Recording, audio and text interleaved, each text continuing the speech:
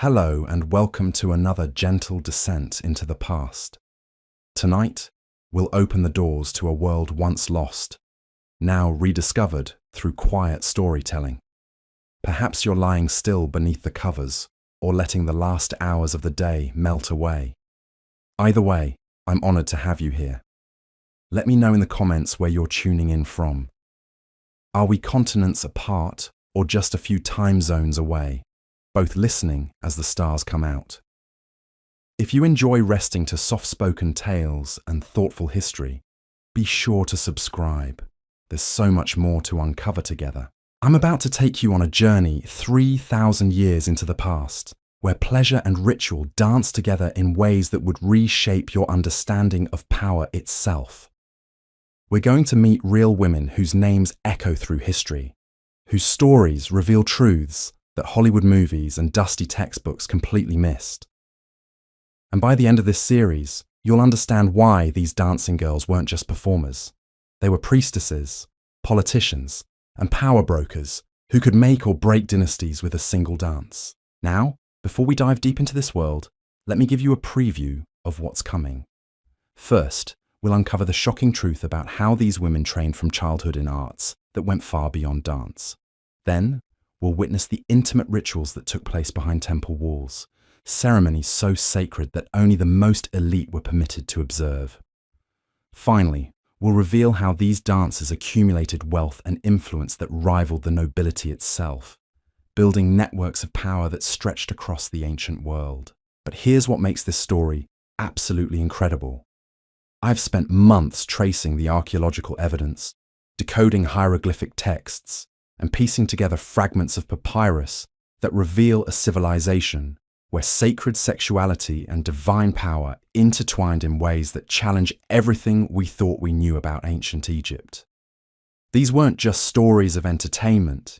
These were stories of women who understood that their bodies were temples, their movements were prayers, and their influence could reshape the very foundations of an empire.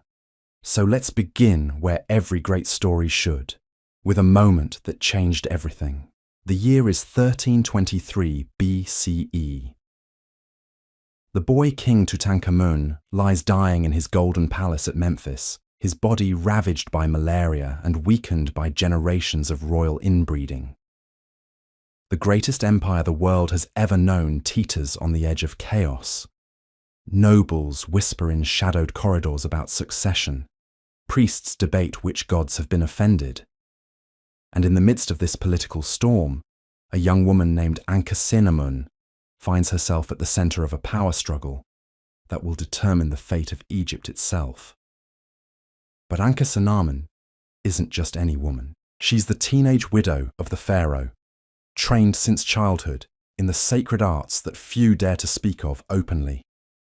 And tonight, as courtiers plot and scheming advisors position themselves for power, she makes her way to the temple of Hathor, goddess of love, beauty, and feminine power.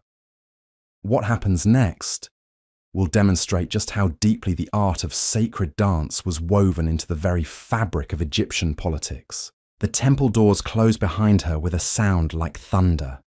Inside, the air shimmers with heat from dozens of oil lamps. The walls are covered in hieroglyphs that tell stories of divine love, of goddesses who dance the world into existence, of women whose movements could summon the flooding of the Nile itself. And there, waiting in the inner sanctuary, are the women who will help Ankhesenamun navigate the most dangerous moment of her young life. These are the Kana, the sacred dancers whose training began before they could walk. Children selected not just for their beauty, but for an almost supernatural ability to embody the divine feminine. They've spent years learning movements passed down through generations, each gesture loaded with meaning, each step a word in a language that speaks directly to the soul. Tonight, they'll teach Ankhesenamun a dance that hasn't been performed in living memory. A ritual so powerful that it could legitimize her claim to rule Egypt in her own right. Now, here's where the story gets really fascinating. See, What we're witnessing isn't just some ancient version of entertainment. This is statecraft. This is diplomacy conducted through the language of the body. Because in ancient Egypt, the pharaoh wasn't just a political leader. They were the living embodiment of divine power on earth. And that divine power, according to Egyptian theology, flowed through both masculine and feminine principles. The masculine principle, represented by gods like Ra and Amun, was about order, structure, the blazing power of the sun. But the feminine principle, embodied by goddesses like Isis, Hathor, and Sekhmet, was about transformation, fertility, the mysterious forces that could create life or bring destruction. And the women who mastered the sacred dances weren't just performing. They were channeling these cosmic forces, making themselves vessels for divine power. Watch what happens next. As the drums begin their hypnotic rhythm, Ankhesenamun starts to move. Her body becomes fluid, serpentine, as if the goddess Hathor herself has taken residence in her flesh. The other dancers form a circle around her, their movements creating a sacred geometry that transforms the temple into a cosmic map. This isn't choreography, it's magic. It's a technology of consciousness that the ancient Egyptians understood better than we do today. But let's zoom out for a moment and understand how we got here. The tradition of sacred dance in Egypt stretches back over 4,000 years, to the very earliest dynasties. Archaeological evidence from sites like Hierakonpolis shows us painted scenes of women dancing in religious contexts, their bodies adorned with symbols of divine power. These weren't random entertainers brought in for parties. These were women who held official positions in the temple hierarchy, who owned property, who commanded respect from the highest levels of society. Take Hatshepsut, for example. Before she became one of Egypt's most successful pharaohs, she served as God's wife of Amun, a position that required mastery of the sacred dances. Or consider Nefertiti, whose name literally means the beautiful one has come, and whose power derived not just from her marriage to Akhenaten, but from her role as a priestess, who could embody the divine feminine in ritual contexts. These women understood something that we've forgotten, that the body, when properly trained and consecrated, becomes a living temple. That movement, when performed with the right intention and knowledge, becomes prayer. That sexuality, when approached with reverence and wisdom, becomes a pathway to the divine. Now, I know what you're thinking. This sounds mystical, maybe even a little far-fetched, but here's the thing. The ancient Egyptians were the most practical people who ever lived. They built pyramids that still stand after 5,000 years. They developed medicine, mathematics, and engineering that wouldn't be surpassed for millennia. They weren't mystical dreamers. They were hard-nosed pragmatists who understood that power comes in many forms. And they recognized that feminine sexual power, when properly channeled, was one of the most potent forces in human society. Not because they were perverts or because they objectified women, but because they understood something about human psychology that we're only beginning to rediscover. That the erotic, when approached with reverence, awakens capacities in consciousness that can't be reached any other way. Let's return to our story. As Ankhesenamun dances, something remarkable begins to happen. The other women in the temple, seasoned priestesses who've witnessed countless rituals, begin to weep. Not from sadness, but from a kind of overwhelming recognition. They're seeing the goddess manifest in human form. They're witnessing a young woman transform herself into a living symbol of divine authority. And this transformation isn't just spiritual theatre. It has immediate, practical consequences. Because when Ankhesenamun emerges from the temple at dawn, she carries herself differently. She speaks with the authority of someone who has touched the source of all power. And when she addresses the court later that day, proposing an alliance with the Hittite prince that will stabilize the kingdom, her words carry a weight that silences even the most skeptical advisors. This is the real secret of the dancing girls of ancient Egypt. They weren't just performers. They were women who had learned to embody archetypal forces so completely that they could literally reshape reality around them. They were practitioners of what we might call embodied magic, using their physical forms as instruments to channel cosmic principles into the material world. But how did they learn these arts? What was the training like? How did a young girl in ancient Egypt transform herself into a living goddess? That's where our story gets even more fascinating, because the education of a sacred dancer began in childhood and involved practices that would seem almost alien to us today. Imagine a 6-year-old girl named Nebet, chosen from hundreds of candidates to enter the temple school of Dendera. Her selection wasn't random. Temple priests had observed her for months, noting not just her physical grace, but her ability to enter trance-like states during religious festivals. They'd watched how other children were drawn to her, how even adults seemed to pay attention when she moved. There was something about her presence that suggested she might be suitable for the most sacred training. Nebet's first years in the temple involved learning things that no ordinary Egyptian child would ever encounter. She studies hieroglyphs, of course, because a sacred dancer must be able to read the ritual texts. But she also learns anatomy, understanding her body as a map of divine forces. She studies astronomy, because many of the sacred dances mirror the movements of celestial bodies. She learns music, not just to accompany her movements, but because sound and motion together create resonances that can alter consciousness. Most importantly, she learns the secret history of her craft. She discovers that the greatest queens of Egypt, from Nefertiti to Cleopatra, were all trained in these arts. She learns that the construction of the pyramids was accompanied by massive ritual dances that aligned human consciousness with cosmic forces. She begins to understand that what she's learning isn't just dance, it's a technology for transforming reality itself. But the training goes far deeper than academic knowledge. By age 10, Nebet begins learning what the Egyptians called the language of the limbs. This isn't ordinary dance instruction. This is a systematic education in how every gesture, every tilt of the head, every curve of the spine carries meaning. She learns that when she raises her left hand toward the moon while arching her back, she's invoking Isis in her role as protector of the dead.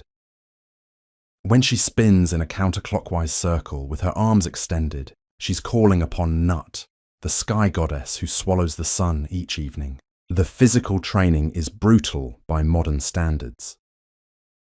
Nebet spends hours each day in positions that would challenge a professional contortionist. Her flexibility isn't just for show, it's functional. Certain sacred postures can only be achieved by bodies that have been methodically trained from childhood. There's a ritual called the Serpent's Awakening that requires the dancer to bend her spine into an impossible S-curve while balancing on one foot. The Egyptians believed this position opened energy channels that connected the earthly realm with the celestial one. But here's what makes this training truly extraordinary. Nebet isn't just learning movements, she's learning to alter her consciousness at will. By age 12, she can enter trance states that allow her to channel different goddesses. When she embodies Sekhmet, the lioness goddess of war, her entire demeanor transforms. Her eyes take on a fierce intensity. Her movements become predatory and dangerous. Grown warriors have been known to step back when they see this transformation. When she channels Hathor, the goddess of love and joy, something entirely different happens. The air around her seems to shimmer with warmth. People find themselves smiling without knowing why. There are documented cases of bitter enemies reconciling after witnessing a skilled dancer embody Hathor's essence. This isn't psychology, this is magic in its most practical form. Now let's jump forward to 1479 BCE and meet someone whose story will show you just how far this power could take a woman. Her name is Seneb, and she started exactly where Nebet did, as a temple child learning the sacred arts. But by the time she reaches her 20th year, Seneb has become something unprecedented in Egyptian history. A dancing priestess who owns more land than most nobles, who commands a network of informants that stretches from Nubia to the Levant, and who has the ear of Queen Hatshepsut herself. How did she accumulate such power? It starts with understanding that in ancient Egypt, the temples weren't just religious institutions, they were economic powerhouses. The Temple of Karnak alone controlled vast agricultural estates, mining operations, and trade routes. And the women who served in these temples, particularly those skilled in the sacred arts, weren't just employees. They were stakeholders in enterprises that generated wealth on a scale that's hard to imagine. Seneb's rise begins during a crisis that threatens to destabilize the entire kingdom. A severe drought has lasted 3 years. The Nile's annual flood has failed twice, and the people are beginning to question whether the gods have abandoned Egypt. The royal court is paralyzed by indecision. The priests offer contradictory advice. And in this moment of desperate uncertainty, Queen Hatshepsut does something that shocks the entire kingdom. She summons Seneb to perform a ritual that hasn't been attempted in over 2 centuries. It's called the Dance of the Returning Waters, a ceremony so complex and dangerous that it requires not just one dancer, but a precisely coordinated group of 7 women, each representing a different aspect of the goddess Isis.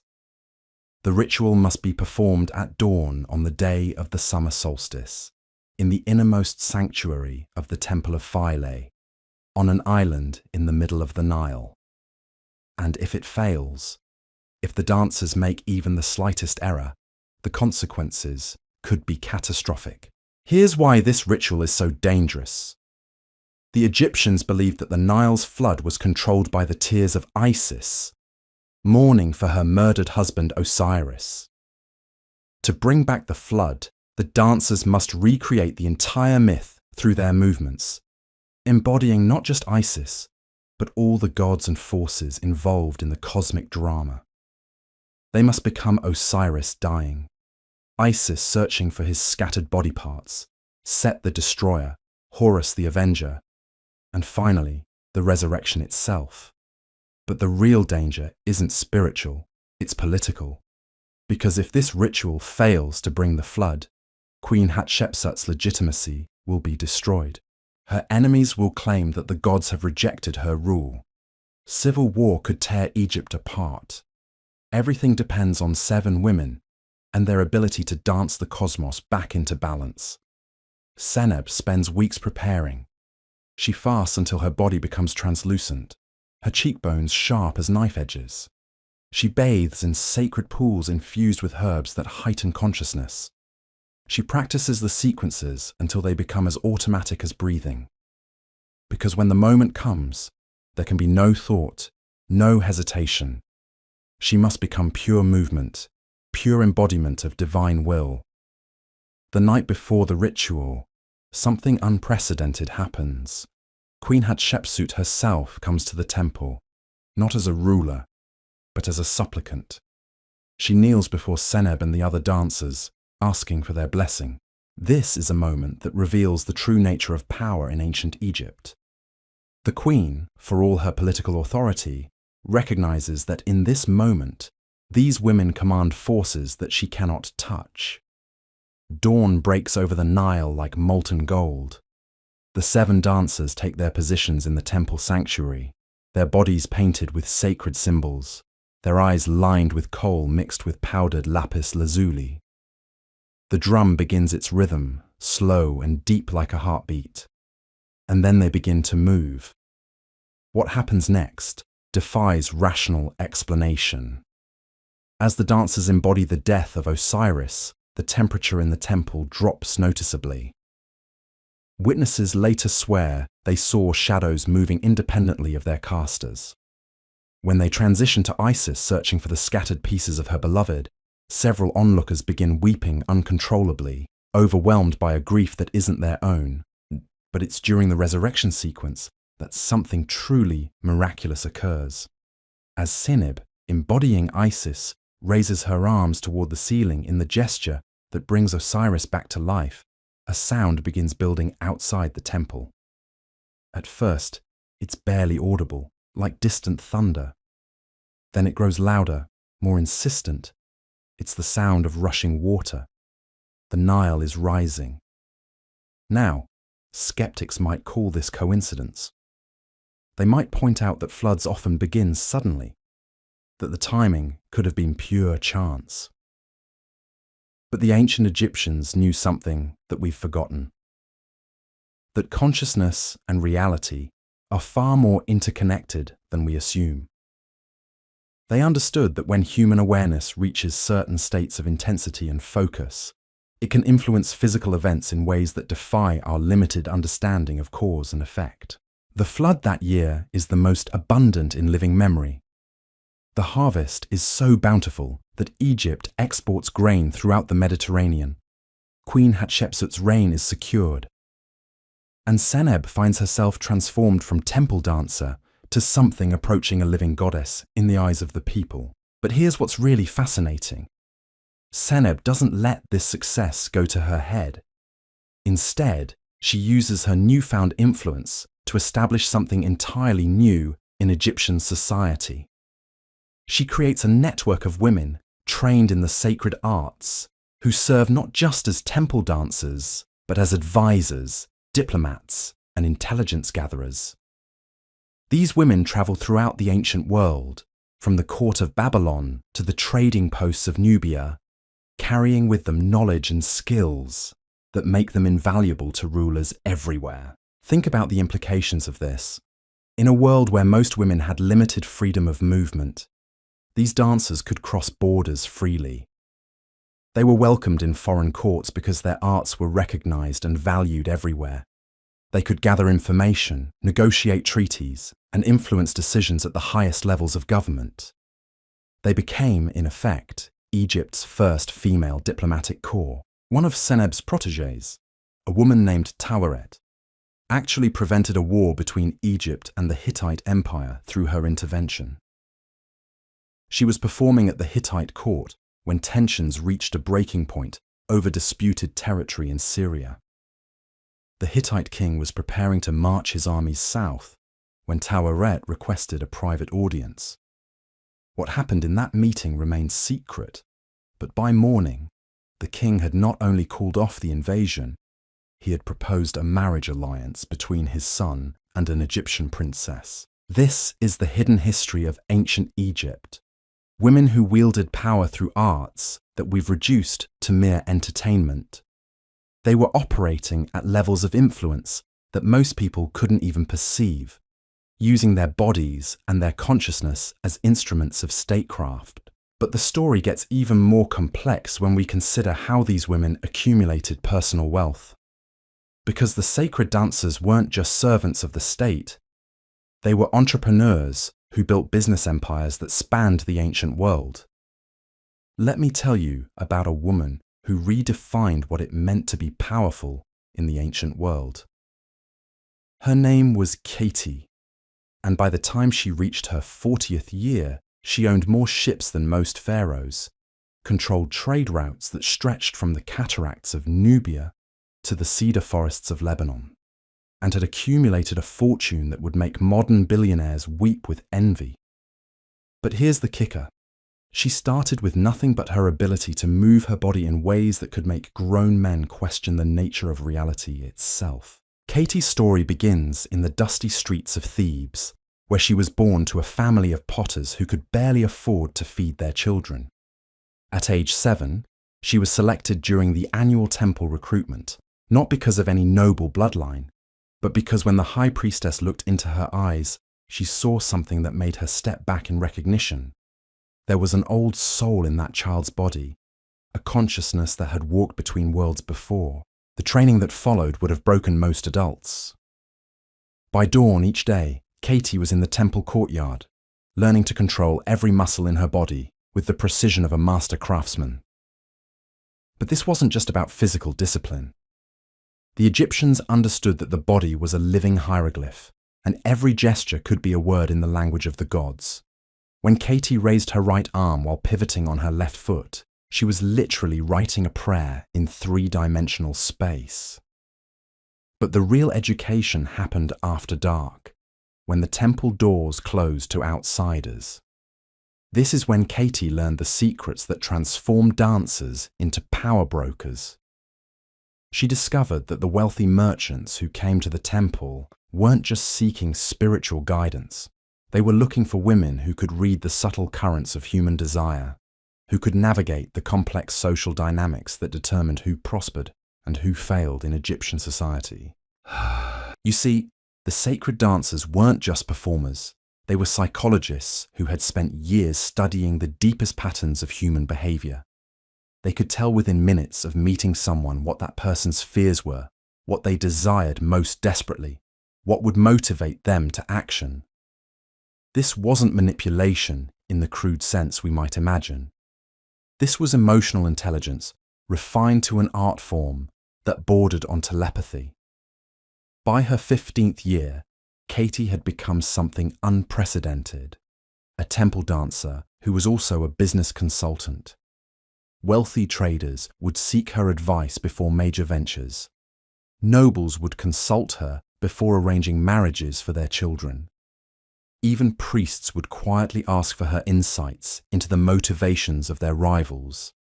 And for each consultation, she charged fees that would have seemed astronomical to ordinary Egyptians. But Katie's real breakthrough came during the reign of Amenhotep II, when Egypt was expanding its influence throughout the Mediterranean. The pharaoh needed agents who could operate in foreign courts, people who could gather intelligence while appearing to be nothing more than exotic entertainers. Who better than women trained from childhood to read human nature with supernatural precision? This is where the story gets absolutely mind-blowing. Katie wasn't just sent to foreign courts as a spy. She was commissioned to establish what we might call the ancient world's first international entertainment agency. She recruited dancers from across the empire, women who combined artistic excellence with intelligence-gathering capabilities. These weren't just beautiful women who could move gracefully. These were operatives who could extract secrets from enemy generals, while appearing to offer nothing more than an evening's entertainment. Picture this: a Mesopotamian king hosting a celebration for his military commanders. The wine is flowing. The men are boasting about their strategies for the coming campaign season. And there, moving between the tables like a whisper made flesh, is one of Katie's dancers. She laughs at their jokes, refills their cups, occasionally joins their conversations with observations that make them think she's not just beautiful, but intelligent. By the end of the evening, she knows their troop movements, their supply routes, their plans for the next 6 months. And they remember nothing but the way she made them feel like the most fascinating men in the world. But here's what makes Katie's operation truly brilliant. She didn't just steal secrets, she sold them to multiple parties. The same intelligence that she provided to Egyptian commanders, she would also sell to rival kingdoms, carefully edited to serve her own purposes. She created an information marketplace where knowledge became the most valuable commodity in the ancient world. Within a decade, Katie controlled a network that stretched from the courts of Babylon to the trading posts of Cyprus. Her dancers weren't just in Egyptian temples anymore. They were in the palaces of foreign kings, the private chambers of wealthy merchants, the war councils of military commanders. Everywhere that power concentrated, you could find one of Katie's women, beautiful and deadly as serpents, gathering the information that would determine the fate of nations. Now, you might wonder how she managed to maintain loyalty among women who were operating in such dangerous circumstances. The answer reveals something profound about how power really works. Katie didn't just train her dancers in the sacred arts and send them out into the world. She made them partners in her enterprise. Every woman who worked for her received a percentage of the profits from the intelligence she gathered. More importantly, Katie used her growing influence to secure futures for these women that went far beyond their dancing careers. When one of her operatives grew too old for active service, Katie would arrange marriages to wealthy merchants who needed wives with international connections. When another wanted to establish her own business, Katie would provide the capital and the network of contacts. She understood something that modern corporations are only beginning to recognize, that loyalty isn't bought with money alone, but with genuine investment in people's long-term success. The wealth that flowed from this operation was staggering. By her 30th year, Katie owned a fleet of ships that transported not just goods, but information across the Mediterranean.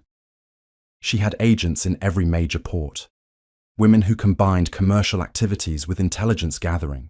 When a ship arrived in Alexandria carrying cedar wood from Lebanon, Katie's people knew not just the cargo manifest, but the political situation in every city the ship had visited. But the real genius of Katie's system was how she used this information to manipulate markets. If her agents reported that a drought was affecting grain production in Syria, she would quietly buy up grain stores in Egypt before the news became public. When she learned that a new silver mine had been discovered in Anatolia, she would invest in mining equipment before other traders even knew the opportunity existed. This is economic intelligence gathering on a scale that wouldn't be seen again until the modern era. Katie was essentially running the ancient world's first hedge fund, using information gathered by dancers to make investment decisions that generated massive profits. And because her sources were women who appeared to be nothing more than entertainers, her competitors never understood how she always seemed to be one step ahead of market movements. The political implications were enormous. When kingdoms found themselves short of grain during famines, they often discovered that Katie controlled the supplies they desperately needed. When rulers needed to finance military campaigns, they found themselves negotiating with a former temple dancer who had become one of the wealthiest individuals in the ancient world. The woman who had started with nothing but her ability to embody divine forces had transformed herself into a power that rivaled pharaohs. But Katie's story reveals something even more profound about the dancing girls of ancient Egypt. These weren't women who used their sexuality as a crude tool of manipulation. They were practitioners of arts that recognized sexuality as one of the fundamental forces that shape human civilization. They understood that desire, when properly channeled, could be transformed into economic power, political influence, and social transformation. Consider what happened when Katie was summoned to mediate a trade dispute between Egyptian merchants and their Nubian counterparts. The negotiations had been deadlocked for months. Both sides were threatening military action. Fortunes hung in the balance, and into this volatile situation walks a woman whose presence somehow diffused tensions that armed men had been unable to resolve. How did she do it? The answer lies in understanding that the sacred arts weren't just about dance. They were about creating states of consciousness that allowed people to transcend their ordinary limitations. When Katie entered that negotiation room, she brought with her an energy that shifted the entire dynamic. Suddenly, men who had been viewing each other as enemies began to see possibilities for mutual benefit. The negotiations that had seemed impossible became not just possible, but inevitable. This is the real secret of the dancing girls' power. They weren't just manipulating men through sexual attraction. They were practitioners of consciousness technologies that could literally alter the emotional and mental states of everyone around them. When a skilled dancer entered a room, she carried with her the accumulated wisdom of thousands of years of practice in human psychology. She could sense the hidden currents of tension and desire that determined how people would behave. More importantly, she could influence those currents in ways that served her purposes. But the story doesn't end with individual success. Katie used her wealth and influence to establish something that would outlast her own lifetime. A school that trained women not just in the sacred arts, but in commerce, diplomacy, and statecraft. She understood that the power she had accumulated was too valuable to die with her. It needed to be preserved and passed on to future generations. The school she founded became legendary throughout the ancient world.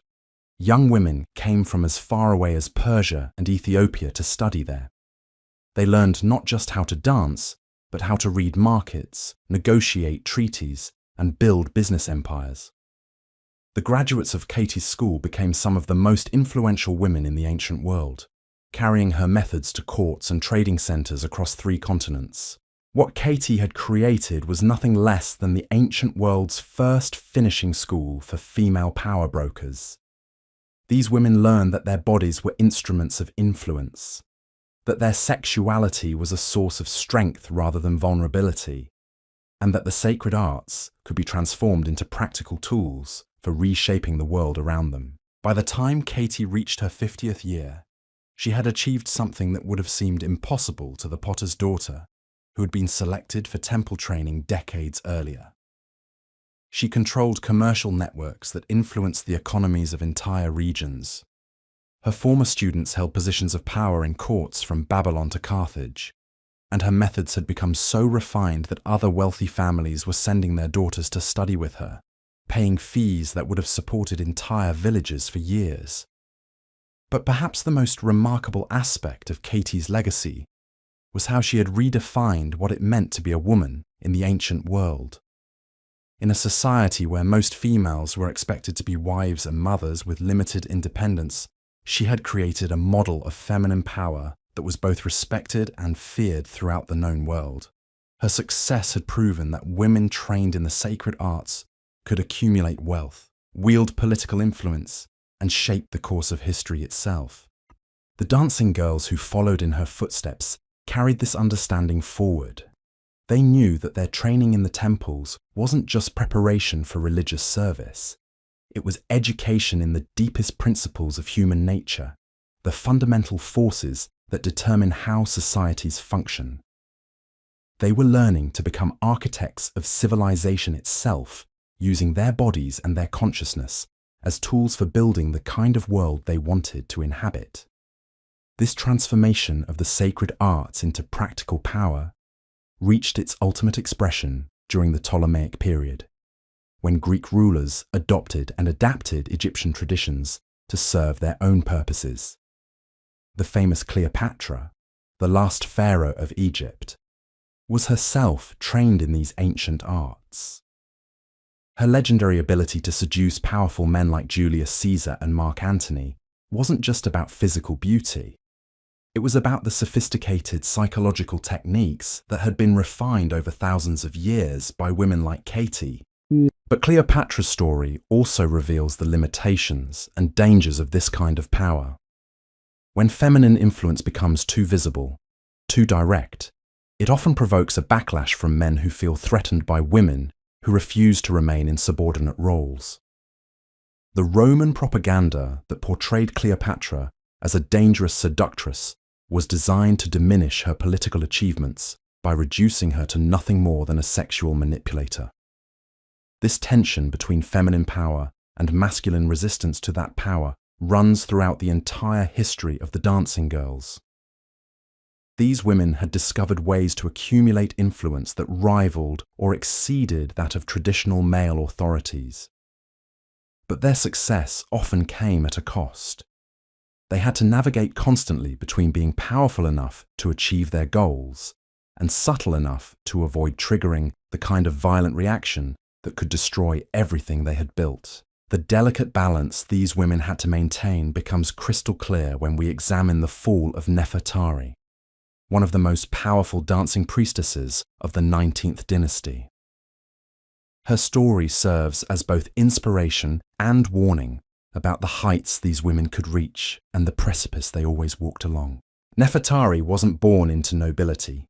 She emerged from the merchant class of Memphis, selected for temple training at age 8, because of an incident that still gives me chills when I think about it. During a religious festival, while hundreds of children played in the temple courtyard, young Nefertari suddenly stopped moving. The other children continued their games around her, but she stood frozen, her eyes rolled back, her body trembling. When the high priestess approached her, Nefertari spoke in a voice that wasn't her own, delivering a prophecy about the coming reign of a pharaoh who would build monuments that would outlast the stars themselves. That pharaoh turned out to be Ramesses II, and Nefertari's prophecy launched her into a trajectory that would make her one of the most influential women in Egyptian history. But it also sealed her fate in ways that wouldn't become clear until decades later. The training Nefertari received, went far beyond anything we've discussed so far. By age 15, she had mastered what the Egyptians called the 77 sacred movements, a sequence of gestures so complex that it took most dancers their entire lifetime to perfect even half of them. Each movement corresponded to a different aspect of divine power, and when performed in the correct sequence, they were believed to open doorways between the physical and spiritual realms. But Nefertari's real gift wasn't just her technical mastery. It was her ability to improvise within the sacred forms, to channel divine inspiration in ways that created entirely new expressions of the ancient arts. When she danced, witnesses reported seeing things that shouldn't have been possible: flames that cast no heat, shadows that moved independently of their sources, music that seemed to come from the stones themselves rather than the instruments of the temple musicians. These weren't just religious experiences.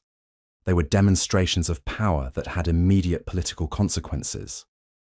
When foreign ambassadors witnessed Nefertari's performances, they returned to their own kingdoms with stories that enhanced Egypt's reputation for possessing supernatural abilities. Enemy rulers became more cautious about challenging a civilization that could produce such displays of otherworldly power. Ramesses II recognized Nefertari's value immediately. When he ascended to the throne, one of his first acts was to commission a temple complex at Abu Simbel that included chambers specifically designed for her performances. The acoustics were engineered to amplify the subtle sounds of movement, creating an environment where dance became a form of architecture in motion. The walls were carved with scenes that told the story of her own rise to power, making her the first dancing priestess to be immortalized in stone, alongside the pharaohs themselves. But here's where Nefertari's story takes a turn that reveals the dangerous game these women were always playing. Her influence over Ramesses became so complete that she began making decisions that traditionally belonged to the pharaoh alone. She appointed governors to distant provinces. She negotiated treaties with foreign powers. She even began appearing in royal regalia that suggested she considered herself a co-ruler rather than an advisor. The breaking point came during the 14th year of Ramesses' reign, when Egypt faced a crisis that threatened the stability of the entire kingdom. The Hittite Empire had formed an alliance with several smaller kingdoms, creating a military coalition that could potentially overwhelm Egyptian forces. Traditional diplomacy had failed. Military solutions seemed impossible given the numerical disadvantage Egypt faced. And in this moment of desperation, Nefertari proposed something that shocked even the pharaoh himself. She wanted to journey to the Hittite capital of Hattusa, not as a diplomatic envoy, but as a sacred dancer who would perform a ritual designed to seduce the enemy king into abandoning his alliance. This wasn't diplomacy as we understand it. This was warfare, conducted through the language of the body, using techniques that had been refined over centuries to influence human consciousness at the deepest levels. The plan was audacious beyond anything attempted before. Nefertari would travel to Hattusa with a small retinue of her most skilled students, ostensibly to entertain the Hittite court during their harvest festival. But her real purpose would be to perform a series of increasingly intimate rituals designed to bind the king's will to her own. If successful, she could neutralize Egypt's greatest enemy without a single battle being fought. Ramesses initially refused to consider such a dangerous gambit. But Nefertari had spent years studying the Hittite king through intelligence gathered by her network of dancers. She knew his weaknesses, his desires, his psychological vulnerabilities.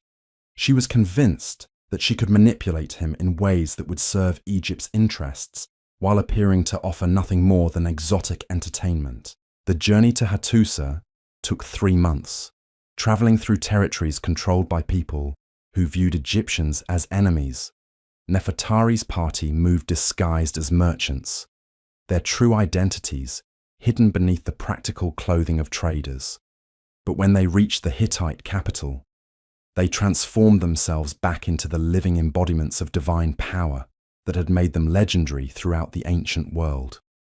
The Hittite court had never seen anything like what Nefertari brought to their harvest celebration. Her performances combined elements of Egyptian sacred dance with movements she had learned from Nubian priestesses, creating a synthesis that seemed to transcend the limitations of human expression. When she moved, the very air seemed to shimmer around her. When she spoke, her words carried harmonics that resonated in the listeners' chests long after she had finished speaking. King Muwatalli was captivated from the first moment he saw her. But Nefertari was too experienced to rely on simple seduction. Instead, she began a careful campaign of psychological manipulation that unfolded over several weeks. She studied the king's daily routines, his relationships with his advisors, his fears about maintaining power in a fractious kingdom. And slowly, she began weaving herself into the fabric of his consciousness in ways that made her indispensable to his sense of well-being. The techniques she used were sophisticated beyond anything we might imagine. She timed her appearances to coincide with moments when the king was most receptive to influence. She used subtle variations in her dance movements to trigger specific emotional states. She employed what the Egyptians called mirror breathing, synchronizing her respiration with the king's until their consciousness began to merge at a subliminal level. But Nefertari's masterstroke was understanding that the king's greatest vulnerability wasn't sexual desire, but his need for validation from someone who truly understood power. She positioned herself not as a supplicant seeking his favor, but as an equal who recognized his greatness. She spoke to him about the loneliness of leadership, the burden of making decisions that affected thousands of lives, the constant vigilance required to maintain authority in a world full of enemies and rivals. Within 6 weeks, King Muwatalli had not only abandoned his alliance against Egypt, he had proposed a marriage treaty that would unite the two kingdoms through the union of his son with one of Ramesses' daughters. The military coalition that had threatened Egypt's existence dissolved overnight. What armies couldn't accomplish, one woman had achieved through the application of arts that most people dismissed as mere entertainment. Nefertari returned to Egypt in triumph, her success elevating her to a status that no dancing priestess had ever achieved before. Ramesses declared her she who sees the hidden heart of kings and commissioned monuments to her achievements that rivaled those built for pharaohs. For a brief shining moment, it seemed as though she had transcended all the limitations that constrained other women of her era. But power, especially power wielded by women in patriarchal societies, always comes with a price. Nefertari's success had made her too visible, too influential, too threatening to the traditional order that kept women in subordinate positions. The priests who had initially supported her training began to whisper that she had exceeded the proper boundaries of her role. Military commanders complained that a dancing girl was making decisions that should belong to warriors. Even some of the other sacred dancers began to distance themselves from her, fearing that her prominence would trigger a backlash against all women who practiced the ancient arts. The end came suddenly, during what should have been Nefertari's moment of greatest triumph. Ramesses had commissioned a celebration to commemorate the 5th anniversary of the Hittite peace treaty, and Nefertari was to perform a new dance that would demonstrate Egypt's continued prosperity under the divine guidance she had helped to secure. But as she began the opening movements of her performance, something went wrong. Witnesses described what happened next in terms that sound almost supernatural. As Nefertari reached the climactic moment of her dance, her body suddenly convulsed as if struck by an invisible force. She collapsed to the temple floor. Her limbs twisted in positions that seemed to mock the graceful movements she had just been performing. When the priests reached her, she was dead, her face frozen in an expression of terror that suggested she had seen something that mortal eyes were never meant to witness. The official explanation was that the gods had called her home, that her mortal form had simply been unable to contain the divine forces she had learned to channel. But rumors spread through the kingdom like wildfire. Some claimed that rival priestesses had cursed her, jealous of her unprecedented success. Others whispered that foreign agents had poisoned her, seeking revenge for the diplomatic victories she had achieved. Still, others suggested that she had simply pushed the boundaries of human possibility too far and had paid the ultimate price for her ambition. The truth, as is often the case with such stories, was probably more complex than any single explanation could capture. Nefertari had achieved something that no woman before her had accomplished, but her success had also revealed the fundamental tensions that existed between feminine power and the male-dominated structures of ancient society. She had proven that women trained in the sacred arts could influence the course of history itself, but she had also demonstrated the dangers of becoming too visible, too successful, too threatening to the established order. Her death marked a turning point in the history of the dancing girls.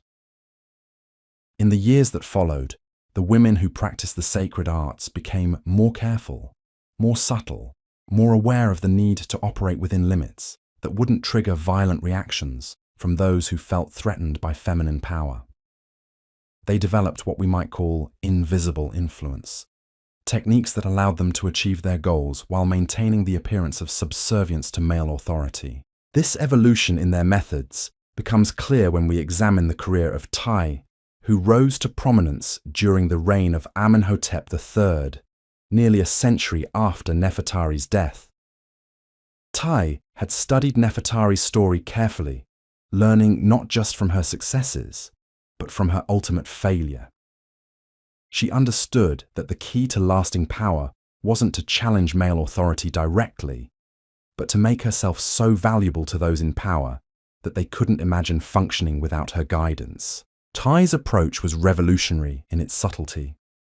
Instead of positioning herself as a performer who commanded attention through spectacular displays of supernatural ability, she became what we might call a shadow counselor, working behind the scenes to influence decisions while allowing others to take credit for her insights. She understood that true power often lay not in being recognized as powerful, but in being the person that powerful people turned to when they needed solutions to impossible problems. Her method was to identify the hidden psychological needs of the men she worked with, then position herself as the person who could meet those needs in ways that no one else could. When Amenhotep III struggled with the loneliness of absolute power, T became the one person who could speak to him honestly without fear of execution. When his military commanders needed to understand the motivations of enemy leaders, she provided psychological profiles that proved uncannily accurate. When his diplomats faced negotiations that seemed hopeless, she offered strategies based on deep understanding of human nature that turned potential disasters into stunning successes. But T's real innovation was understanding that lasting influence required building systems rather than relying on personal charisma alone. She established what we might call the first think tank in human history, a network of women trained in the sacred arts who specialized in analyzing political, economic, and social problems from perspectives that male advisors couldn't access. These women didn't perform in public ceremonies or seek recognition for their contributions. Instead, they worked as invisible consultants, providing insights that shaped policy decisions throughout the Egyptian empire. The intelligence network that Tai created was unlike anything that had existed before. Her agents weren't just gathering information about military movements or trade opportunities. They were conducting what we might call psychological reconnaissance, studying the personality patterns, emotional vulnerabilities, and decision-making processes of leaders throughout the ancient world. This information was then analyzed by women who had spent years studying human nature through the lens of the sacred arts, creating profiles that allowed Egyptian leaders to predict and influence the behavior of their counterparts with unprecedented accuracy. Consider what happened when the kingdom of Mitanni began showing signs of internal instability that could affect Egypt's northern borders. Traditional intelligence gathering would have focused on troop movements, alliance patterns, and economic indicators. But Tai's network provided something much more valuable, a detailed psychological analysis of the Mitannian king that revealed he was struggling with depression following the death of his eldest son, and that his decision-making was being influenced by guilt and grief in ways that made him unpredictable and potentially dangerous. Armed with this insight, T was able to advise Amenhotep on a diplomatic approach that addressed the king's emotional state rather than just his political interests. Instead of sending the usual formal embassy, Egypt dispatched a delegation that included mourning rituals, gifts that honored the memory of the dead prince, and most importantly, a sacred dancer who specialized in ceremonies designed to help grieving parents process their loss. The result was a treaty of friendship that not only stabilized the border, but created trade relationships that enriched both kingdoms for generations. This is psychological warfare refined to an art form that wouldn't be seen again until the modern era. T had created a system that allowed Egypt to influence other nations not through military force or economic pressure, but through deep understanding of the human psyche and sophisticated manipulation of emotional states. Her success lay in recognizing that politics, at its deepest level, was always about psychology, and that women trained in the sacred arts had developed tools for understanding and influencing human consciousness that gave them advantages no male advisor could match. The network Tai established continued to operate long after her death, evolving and adapting to changing circumstances while maintaining its core mission of providing Egyptian rulers with insights into human nature that couldn't be obtained through conventional means. By the time of the New Kingdom's decline, these women had become so integrated into the fabric of Egyptian governance that their influence was almost invisible, woven into the decision-making process so seamlessly that even the pharaohs themselves weren't always aware of how much their choices were being shaped by analyses provided by the descendants of the dancing girls. But the story of these remarkable women takes another fascinating turn when we consider how their methods spread beyond Egypt's borders. The success of Tai's network hadn't gone unnoticed by rulers in other kingdoms who began seeking ways to acquire similar capabilities for their own courts. This led to what we might call the first brain drain in recorded history, as foreign powers attempted to recruit Egyptian-trained dancers to serve their own interests.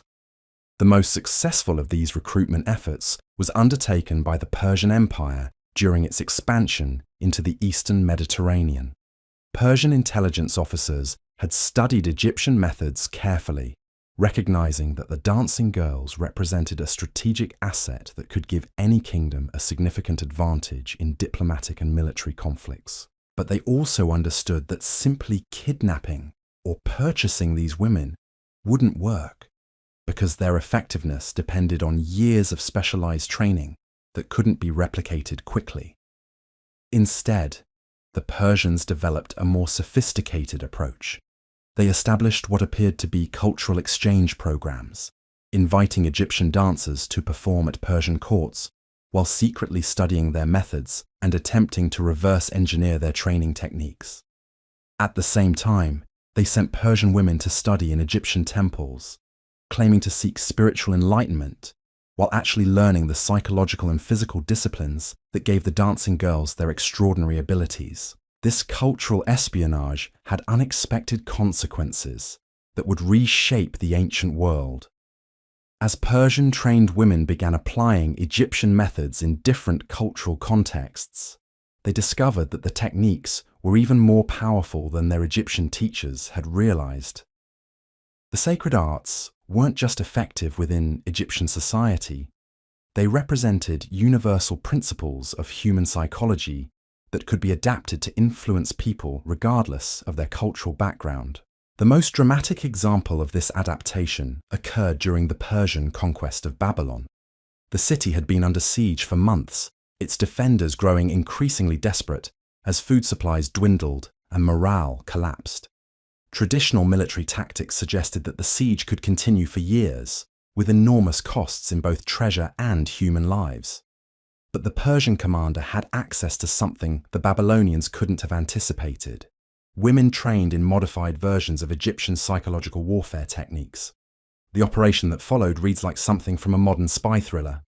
Persian agents, working through networks of merchants and refugees, introduced a group of women into Babylon who appeared to be nothing more than displaced entertainers, seeking shelter from the chaos of war. These women quickly integrated themselves into the city's social fabric, performing in taverns and private homes while carefully studying the psychological state of the population. What they discovered was a city on the verge of psychological collapse. The siege had created conditions of extreme stress that made the population highly susceptible to influence.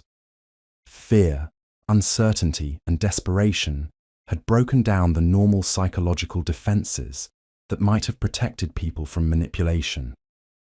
The defenders were desperately seeking anything that might offer hope, comfort, or escape from their increasingly dire circumstances. The Persian-trained women began a carefully orchestrated campaign designed not to gather intelligence about military defenses, but to undermine the psychological foundations of resistance itself. They spread stories that subtly suggested surrender might be preferable to continued suffering. They performed dances that evoked feelings of longing for peace and stability. Most importantly, they began teaching other women in the city movements and songs that, while appearing to be simple entertainment, were actually designed to induce states of receptivity and compliance. Within weeks, the entire psychological atmosphere of Babylon had shifted. The fierce determination to resist that had sustained the defenders for months began to erode. Discussions of surrender, which had been unthinkable just a short time before, became commonplace. When the Persian commander finally offered terms for capitulation, the city's leaders found themselves facing a population that was not only willing to consider surrender, but actually eager for it. Babylon fell without another shot being fired. Its gates opened by defenders who had been psychologically conditioned to view surrender as liberation rather than defeat. The Persian Empire had achieved one of the most significant military victories in ancient history through the application of techniques that had been developed in Egyptian temples by women who understood consciousness as a battlefield more important than any physical terrain. The success of this operation sent shockwaves throughout the ancient world.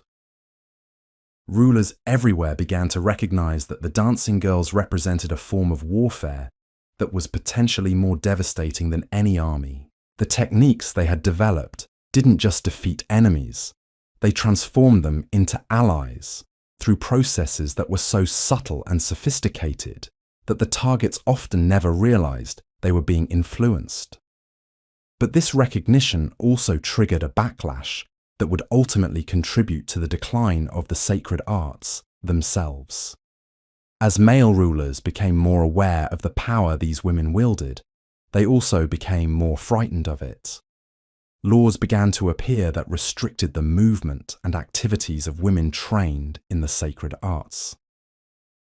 Religious authorities, feeling threatened by practices that seemed to bypass their own influence, began denouncing the dancing girls as practitioners of forbidden magic. The final blow came during the rise of Christianity and Islam.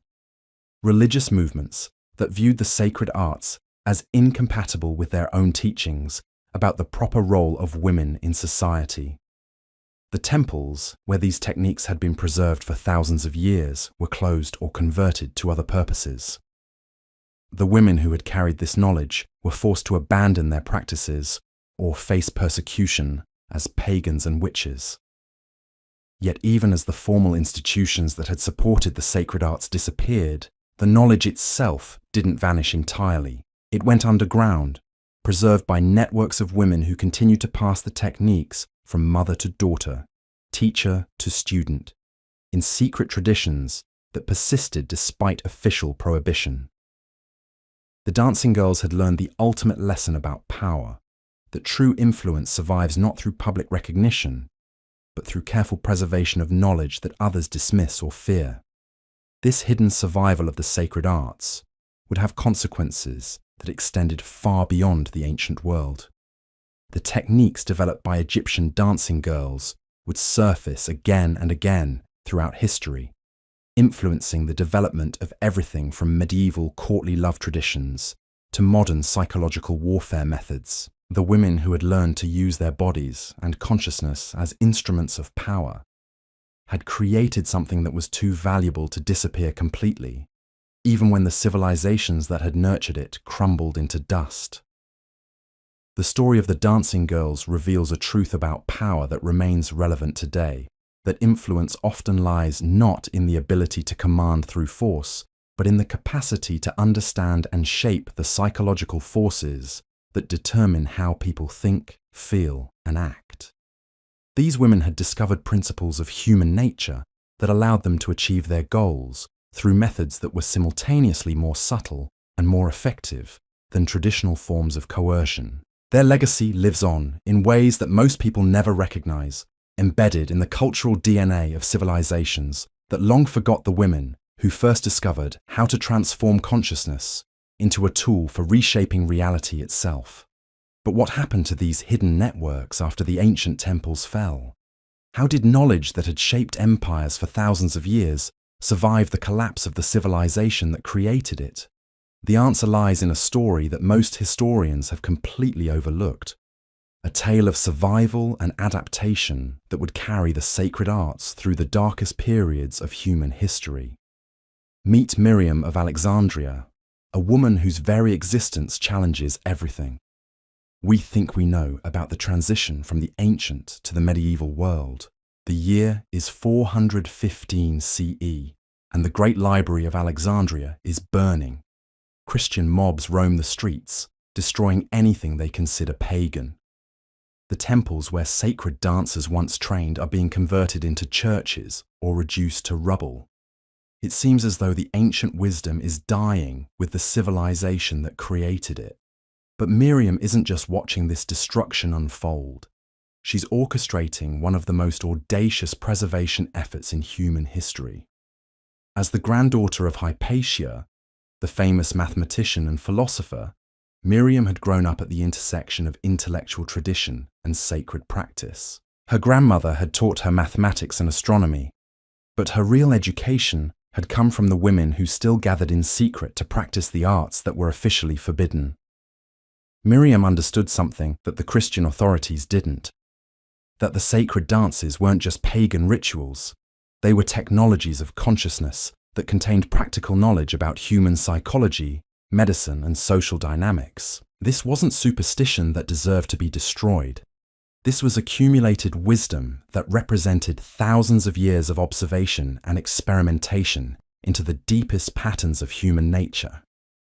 So as Alexandria burned around her, Miriam began implementing a plan that would ensure the survival of knowledge that had shaped the ancient world. She started by identifying the most skilled practitioners who had managed to survive the purges. These weren't just temple dancers, but women who had learned to apply the sacred arts in contexts that the new Christian rulers couldn't easily recognize as threatening. There was Helena, a midwife who used sacred movements to ease childbirth and whose psychological insights helped her counsel women through the most difficult moments of their lives. There was Theodora, who had established what appeared to be a school for training servants, but which actually taught young women the subtle arts of influence and observation that had once been reserved for temple priestesses. And there was Anastasia, a textile merchant whose business provided cover for a network that stretched across the Mediterranean, carrying information and preserving traditions that were being systematically erased elsewhere. Miriam brought these women together in a series of secret meetings that would establish the framework for preserving the sacred arts through the coming dark ages. They understood that the old model of temple-based training was finished. The new rulers would never tolerate institutions that openly taught women to wield the kind of power that had made the Egyptian dancing girls legendary. But they also recognized that the knowledge itself was too valuable to lose. Their solution was brilliant in its simplicity. Instead of trying to preserve the sacred arts as a unified system, they would fragment them into pieces that could be hidden within activities that the Christian authorities would consider harmless or even beneficial. The physical movements would survive as folk dances performed at harvest festivals and wedding celebrations. The psychological techniques would be preserved as methods for counseling the sick and comforting the bereaved. The methods for reading human nature would be passed down as practical wisdom for managing households and raising children. Most ingeniously, they decided to embed the deepest secrets within the very institutions that were trying to destroy them. Miriam had noticed that Christian convents were attracting women who sought alternatives to marriage and motherhood, many of whom possessed the same qualities that had once marked candidates for temple training. These women were isolated from male oversight for long periods. They lived in communities where knowledge could be transmitted from older to younger members, and they had access to libraries where written records could be preserved disguised as religious texts. The infiltration began slowly. Women trained in the sacred arts began seeking admission to convents throughout the Mediterranean world, bringing with them knowledge that they carefully disguised as Christian mysticism. The breathing techniques that had once been used to induce trance states in temple rituals became methods for achieving religious ecstasy through prayer. The movements that had once channeled divine power became forms of contemplative dance designed to bring nuns closer to God. Within a generation, convents throughout the Christian world had become repositories for knowledge that their own founders would have considered heretical. Nuns were learning to read psychological patterns in the people who came to them for spiritual guidance. They were mastering techniques for influencing consciousness through subtle manipulation of voice, posture, and gesture. They were developing healing practices that combined ancient Egyptian medical knowledge with the psychological insights that had made the sacred dances so effective. But the most remarkable preservation effort took place in the scriptoriums, where religious manuscripts were copied and illuminated. Here, women trained in the old ways began creating what appeared to be conventional Christian texts, but which actually contained detailed instructions for practicing the sacred arts. The techniques were encoded in allegorical stories, hidden within descriptions of saints' lives, embedded in the margins as decorative elements that only initiates would recognize as instructional diagrams. Consider the manuscript known today as the Visions of St. Catherine, produced in a convent near Constantinople sometime in the 6th century.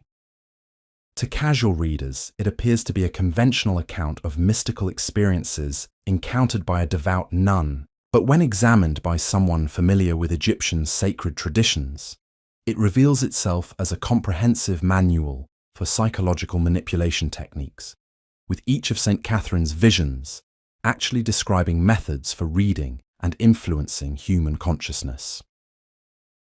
The manuscript includes detailed instructions for what it calls the dance of divine union, which appears to describe religious ecstasy but actually provides step-by-step guidance for the movements that had once been used in Egyptian temples to induce altered states of consciousness.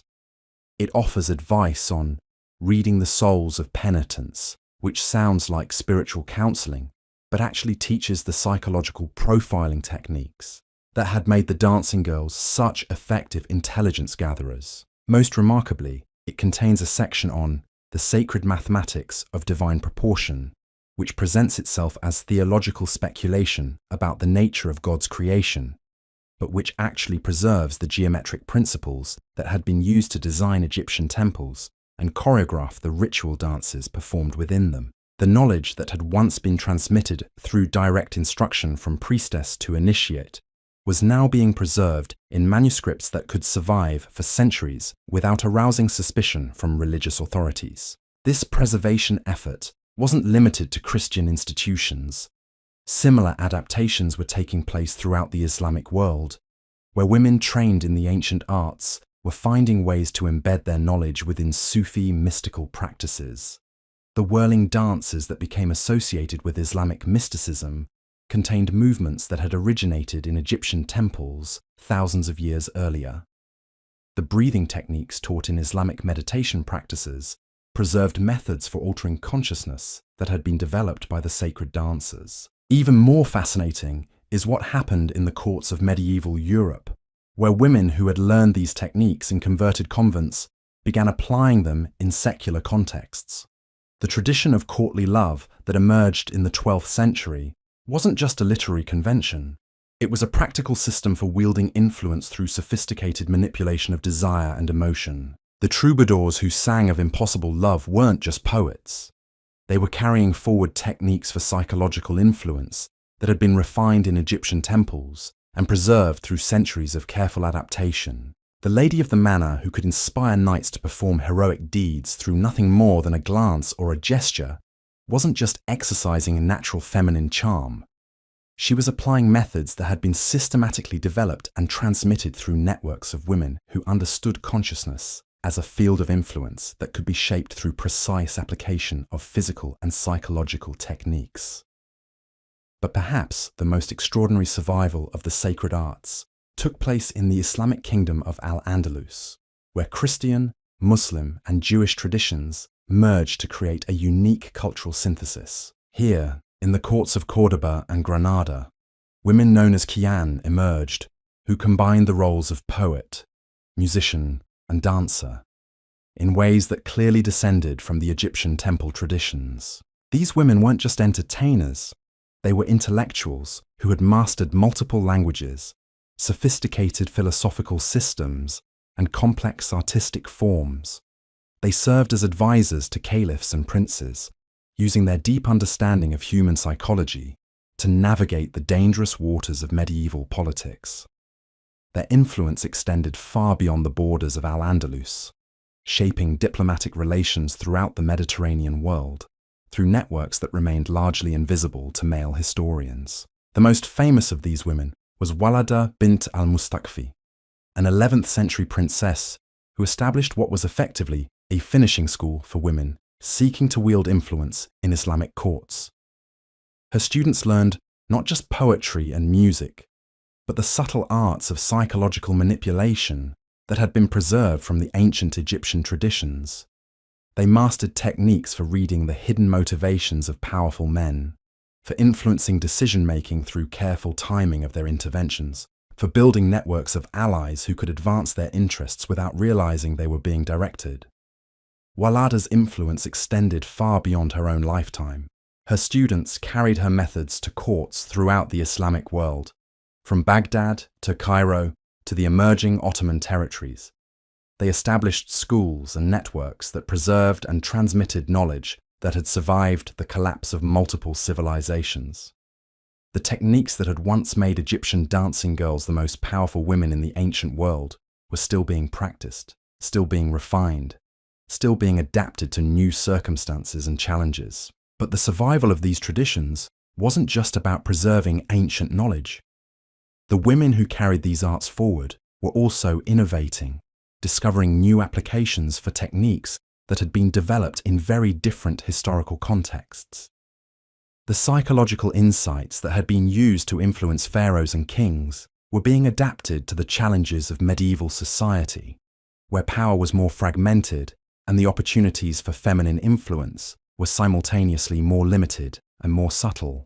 Consider what happened during the Crusades, when European and Islamic civilizations came into direct military conflict for the first time in centuries. The Christian knights who traveled to the Holy Land expecting to encounter primitive enemies instead found themselves facing adversaries who possessed sophisticated understanding of psychological warfare. Islamic commanders had access to intelligence networks that seemed to anticipate Christian strategies with uncanny accuracy. Diplomatic negotiations that should have favored the militarily superior Crusaders somehow resulted in agreements that served Islamic interests. What the Crusaders didn't realize was that many of these advantages stemmed from the application of techniques that had been preserved and refined by women working behind the scenes. The dancing girls who entertained in the courts of Damascus and Baghdad weren't just providing pleasant diversions for wealthy merchants and government officials. They were gathering intelligence, analyzing personality patterns, and providing insights that gave Islamic leaders crucial advantages in their conflicts with the invading Europeans. The most dramatic example of this hidden influence occurred during the Third Crusade, when Richard the Lionheart found himself facing Saladin in a conflict that would determine the fate of Jerusalem. The military aspects of this confrontation are well documented, but what historians have missed is the psychological campaign that was being waged simultaneously through networks of women who understood human nature with a precision that bordered on supernatural insight. Saladin had access to detailed psychological profiles of the major Crusader leaders, analyses that revealed their fears, desires, and decision-making patterns with accuracy that allowed Islamic strategists to predict and counter their moves with devastating effectiveness.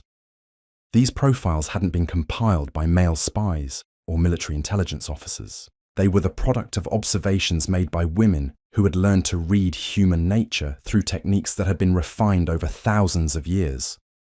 When Richard the Lionheart negotiated the Treaty of Jaffa that ended the Third Crusade, he believed he was engaging in straightforward diplomatic bargaining with Saladin. What he didn't realize was that every aspect of the negotiation had been choreographed by advisors who understood his psychological makeup better than he understood it himself. The terms that seemed like reasonable compromises to Richard were actually designed to serve Islamic interests while making him feel that he had achieved a victory worthy of his reputation as a great military leader. This invisible influence extended far beyond individual negotiations or military campaigns. The women who preserved and practiced the sacred arts were shaping the cultural exchange between Islamic and Christian civilizations in ways that would have profound long-term consequences. The courtly love traditions that emerged in medieval Europe weren't just influenced by Islamic poetry. They were directly shaped by techniques that had been transmitted through networks of women who understood the psychological dynamics of desire and influence with scientific precision. The Gothic cathedrals that began appearing throughout Europe in the 12th century incorporated architectural principles that had originated in Egyptian temple design, transmitted through channels that remained hidden from the male architects and clergy who took credit for these innovations. The musical scales and harmonic progressions that became fundamental to European classical music contained elements that had been developed in the context of sacred dances, preserved and transmitted by women who understood sound as a technology for altering consciousness. But perhaps most remarkably, the Renaissance itself can be understood as the flowering of knowledge that had been preserved through these hidden networks. When classical learning suddenly re-emerged in European universities during the 14th and 15th centuries, scholars assumed they were rediscovering texts that had been lost during the barbarian invasions. What they didn't realize was that much of this knowledge had never actually disappeared. It had been preserved, refined, and developed by women working within institutions that male intellectuals had dismissed as unimportant. The humanism that became central to Renaissance thought contained psychological insights that had been developed by Egyptian dancing girls and preserved through centuries of careful transmission.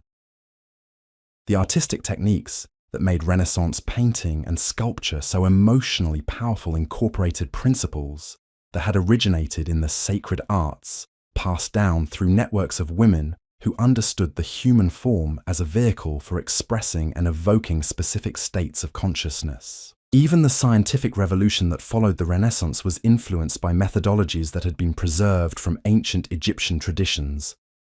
The empirical approach that became fundamental to modern science contained elements of the observational techniques that had been used by sacred dancers to study and understand human behavior.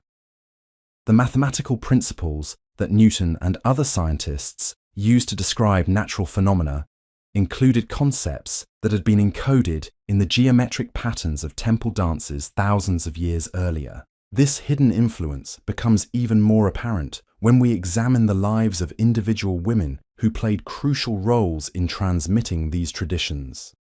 Consider Isabella d'Este, the Marchesa of Mantua, who became one of the most powerful political figures of the Italian Renaissance.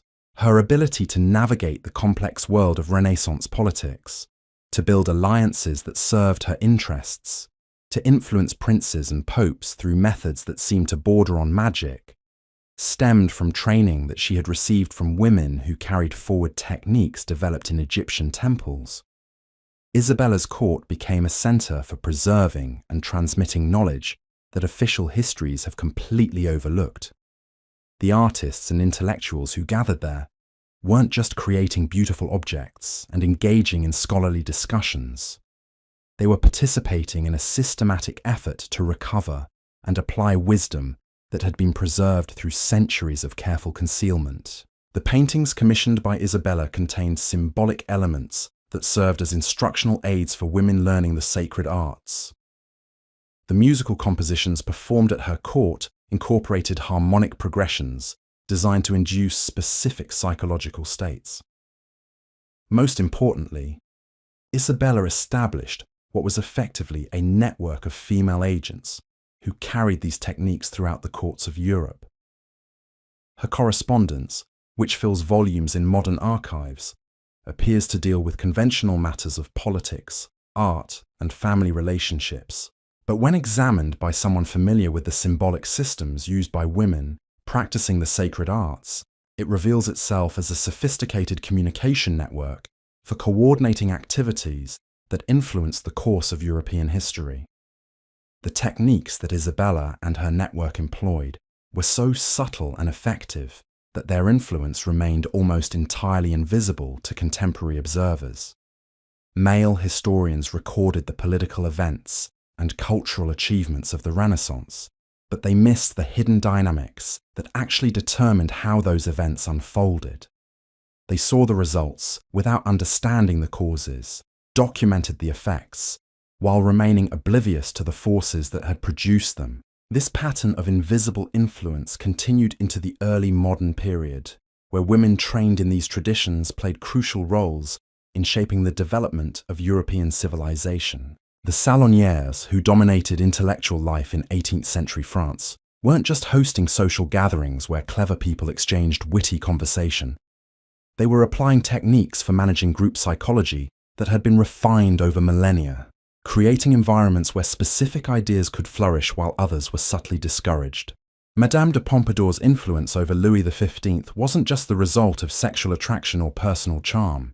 She had been trained by women who understood consciousness as a field that could be shaped through precise application of psychological and physical techniques. Her ability to maintain her position at court for decades, to influence policy decisions that affected millions of people, to navigate the dangerous world of Versailles politics with consistent success demonstrated the continuing effectiveness of methods that had originated in Egyptian temples thousands of years earlier. The revolutionary movements that transformed Europe and America in the late 18th century were influenced by ideas that had been preserved and transmitted through these hidden networks. The concept of natural rights that became fundamental to modern democracy contained elements that had originated in Egyptian theological systems that recognized the divine nature of human consciousness. The political strategies used by revolutionary leaders incorporated techniques for mass persuasion that had been developed by women who understood crowd psychology with scientific precision. Even the Industrial Revolution that reshaped human civilization was influenced by principles that had been preserved from ancient traditions. The factory system that became the foundation of modern capitalism incorporated organizational methods that had originated in Egyptian temple complexes, transmitted through networks of women who understood human motivation and group dynamics in ways that male entrepreneurs and managers could only dimly comprehend. But as these ancient techniques proved their continuing effectiveness in modern contexts, they also began to attract attention from people who recognized their power and wanted to control it for their own purposes. The witch trials that swept through Europe and America between the 15th and 18th centuries weren't just expressions of religious fanaticism. They were systematic attempts to destroy networks of women who possessed knowledge that threatened established power structures. The women who were accused of witchcraft weren't just practicing folk magic or traditional healing. Many of them were carriers of techniques that had been preserved from Egyptian sacred traditions, methods for understanding and influencing human consciousness that gave them capabilities that seemed supernatural to observers who didn't understand the principles involved. The trials weren't just about eliminating individual women who posed threats to local authorities. They were part of a broader campaign to destroy knowledge systems that had survived the collapse of ancient civilizations. Yet even this systematic persecution couldn't completely eliminate traditions that had survived for thousands of years. The knowledge went deeper underground, preserved in forms that were even more carefully disguised and protected. The folk tales that were collected by scholars like the Brothers Grimm contained encoded instructions for practicing techniques that had originated in Egyptian temples. The nursery rhymes that children learned by heart preserved symbolic systems that had been used by sacred dancers to transmit complex psychological insights. The traditional crafts that women practiced in their homes incorporated principles that had been developed in the context of consciousness-altering rituals. By the 19th century, these ancient traditions were beginning to resurface in forms that seemed entirely modern and scientific. The mesmerism that became popular in European intellectual circles incorporated techniques for altering consciousness that had been practiced by Egyptian dancing girls thousands of years earlier. The psychology that emerged as a scientific discipline contained insights into human nature that had been preserved and refined through centuries of hidden transmission. Sigmund Freud's discoveries about the unconscious mind weren't just the result of his individual genius. They built upon understanding of human psychology that had been accumulated over millennia by women who had made consciousness their primary field of study. Carl Jung's insights into archetypal patterns of human experience reflected knowledge that had been preserved in symbolic systems that traced their origins back to Egyptian temple traditions. The modern therapeutic techniques that became fundamental to 20th century psychology incorporated methods that had been developed in the context of sacred dances and ritual practices. The body-based therapies that emerged in the mid-20th century rediscovered principles that had been preserved by women who understood the physical form as a vehicle for consciousness transformation. Even the sexual revolution of the 1960s can be understood as the re-emergence of attitudes towards sexuality that had been preserved from ancient traditions that recognized erotic energy as a pathway to expanded awareness. The feminist movement that challenged traditional gender roles was drawing upon insights into feminine power that had been kept alive through centuries of careful concealment. Today, as we begin to understand consciousness as a field that can be studied scientifically, we're rediscovering principles that were known to the dancing girls of ancient Egypt thousands of years ago. The neuroscience that reveals how movement affects brain function validates techniques that had been practiced in Egyptian temples for millennia. The research into embodied cognition confirms insights that had been preserved through networks of women who understood the body as an instrument of consciousness. The mindfulness practices that have become mainstream in modern psychology incorporate breathing and awareness techniques that trace their origins back to the sacred arts of ancient Egypt. The somatic therapies that help people heal from trauma by working directly with the body reflect understanding that had been developed by women who made the study of consciousness their life's work. But perhaps most remarkably, the modern understanding of power as something that operates through influence rather than force validates the approaches that had been developed by women who learned to shape reality through consciousness rather than coercion. The networking strategies that modern women use to build careers and influence decision-making reflect principles that had been refined over thousands of years by women who understood that true power often operates invisibly. The story of how the sacred arts survived the collapse of ancient Egypt and continued to influence human civilization reveals something profound about the nature of knowledge itself. Ideas that are truly valuable don't disappear when the institutions that created them are destroyed. They find ways to adapt, to hide, to transform themselves until conditions allow them to emerge again in forms that serve the needs of new eras. The dancing girls of ancient Egypt created something that was too powerful to die with the civilization that gave it birth. Their understanding of consciousness, their techniques for influencing human psychology, their insights into the nature of power itself, survived because women throughout history recognized their value and found ways to preserve and transmit them despite persecution and suppression. Today, as we face challenges that require new approaches to understanding human nature and social dynamics, we're rediscovering wisdom that was never actually lost. The techniques that allowed Egyptian dancing girls to influence pharaohs and reshape kingdoms are still available to anyone willing to learn them. The principles they discovered about consciousness and power remain as relevant today as they were thousands of years ago. The revolution that began in Egyptian temples is still unfolding. The women who learned to transform their bodies into instruments of divine power created methodologies that continue to shape human civilization in ways that most people never recognize.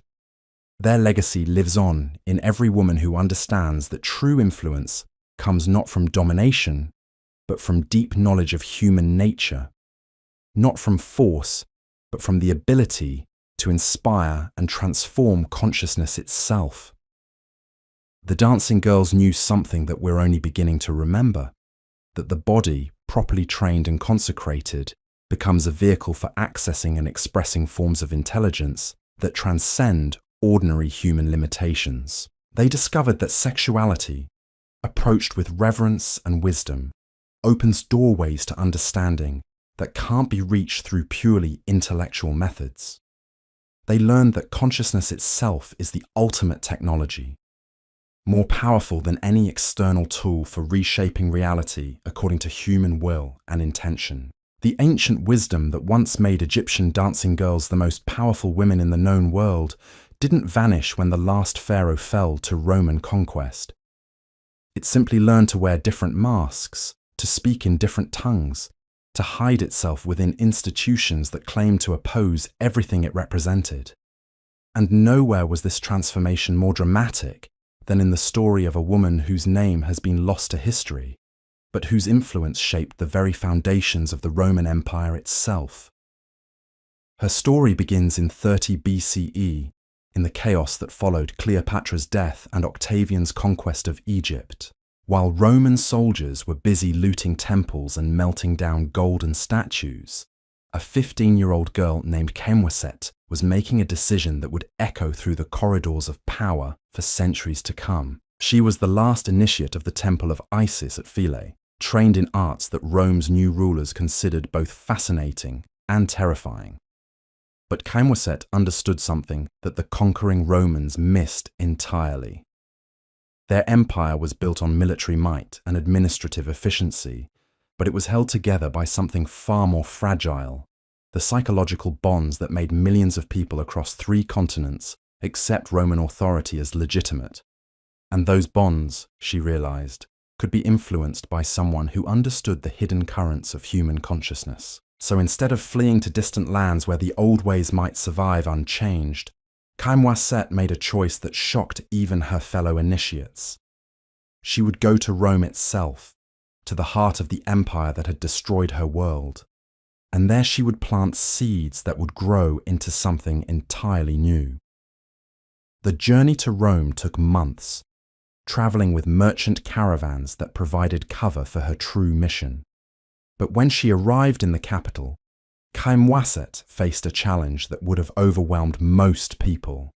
How does a young Egyptian woman, trained in arts that Romans considered exotic at best and dangerous at worst, gain access to the centers of imperial power?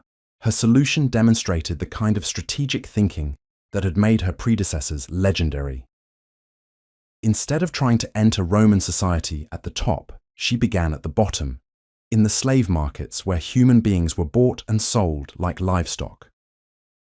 But Khemwaset wasn't there as a victim. She was there as an investor, using gold she had hidden before leaving Egypt to purchase something that Roman masters never suspected could be dangerous: young women with the intelligence and physical grace necessary for advanced training. Within a year, she had established what appeared to be a school for training household servants, teaching young women the skills they would need to work in wealthy Roman homes. The curriculum seemed perfectly innocent to outside observers. Students learned proper etiquette for serving at banquets, techniques for managing complex households, methods for caring for the sick and elderly. But embedded within these practical lessons were teachings that traced their origins back to the most sacred chambers of Egyptian temples. The young women who graduated from Khemwaset school were unlike any servants that Roman households had ever seen. They moved with a grace that seemed almost supernatural, their presence somehow making even the most stressful situations feel manageable. They possessed an uncanny ability to anticipate their master's needs, to provide exactly the right kind of comfort or assistance at precisely the moment it was most needed. Within months, they had become indispensable to the families that employed them. But what those families didn't realize was that these remarkable servants were also gathering intelligence with systematic precision. Every conversation they overheard, every document they glimpsed, every insight into the personalities and relationships of their employers was being carefully recorded and analyzed. Khemwaset was building the most sophisticated intelligence network that Rome had ever seen, and she was doing it through women that the city's elite considered invisible. The breakthrough came during the third year of Augustus's reign, when a political crisis threatened to destabilize the entire imperial system. A conspiracy involving several prominent senators had been discovered, but the evidence was incomplete, and the emperor's advisors were struggling to understand the full scope of the plot. In this moment of uncertainty, one of Khemwaset's students approached her mistress, a senator's wife, with information that seemed almost too good to be true. The servant claimed to have overheard conversations that revealed not just the identities of all the conspirators, but their specific plans, their sources of funding, even their contingency strategies if the plot was discovered. The information was so detailed and accurate that when it reached Augustus through his wife Livia, it allowed the emperor to neutralize the threat completely, while making it appear that he had uncovered the conspiracy through his own brilliant detective work. Augustus never learned the true source of the intelligence that had saved his reign. But Livia, who was far more perceptive than her husband about the subtle currents of Roman politics, began to suspect that something extraordinary was happening. She started paying attention to the servants in her own household, noticing qualities that she had previously overlooked, and gradually, she began to understand that she had access to capabilities that could make her the most influential woman in the Roman world. What followed was a partnership that would reshape the nature of imperial power itself. Livia provided protection and resources, while Khemwaset's network provided intelligence and influence capabilities that gave the imperial family advantages that their rivals couldn't understand or counter. The combination proved devastatingly effective. Consider what happened during the succession crisis that followed Augustus's death. The transition of power from one emperor to another was always a dangerous moment in Roman history, a time when ambitious generals or popular politicians might attempt to seize control of the empire.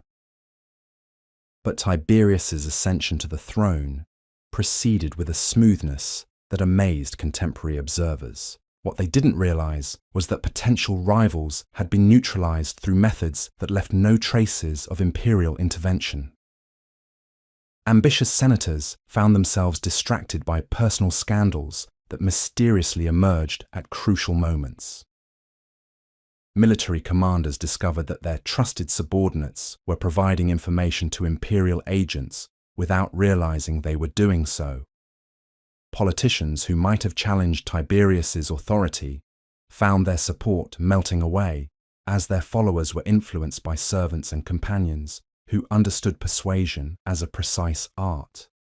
This invisible influence extended far beyond immediate political concerns. The cultural transformation that turned Rome from a republic into an empire wasn't just the result of military conquest and administrative reform. It was shaped by subtle psychological campaigns that made imperial authority seem natural and inevitable to people who had grown up believing in republican values. The process was so gradual and sophisticated that even the people being influenced rarely recognized what was happening. Roman citizens found themselves thinking differently about authority, about the relationship between rulers and ruled, about the nature of power itself. These changes seem to emerge organically from the social dynamics of imperial society, but they were actually the result of carefully orchestrated influence campaigns that operated below the threshold of conscious awareness. The women who carried out these campaigns had been trained in techniques that allowed them to shape group psychology with scientific precision. When they attended social gatherings, they knew how to position themselves to overhear the most important conversations while remaining unnoticed by the speakers. When they served at banquets, they understood how to use subtle variations in timing and presentation to influence the emotional atmosphere of the event. When they worked in households, they knew how to plant ideas and suggestions that would seem to arise naturally in their employers' minds. But perhaps most remarkably, they had learned to work together as a coordinated network, sharing information and coordinating their activities to achieve objectives that no individual could accomplish alone. When a particular senator needed to be influenced, multiple women working in different contexts would begin applying pressure simultaneously, creating psychological effects that were far more powerful than any single intervention could produce.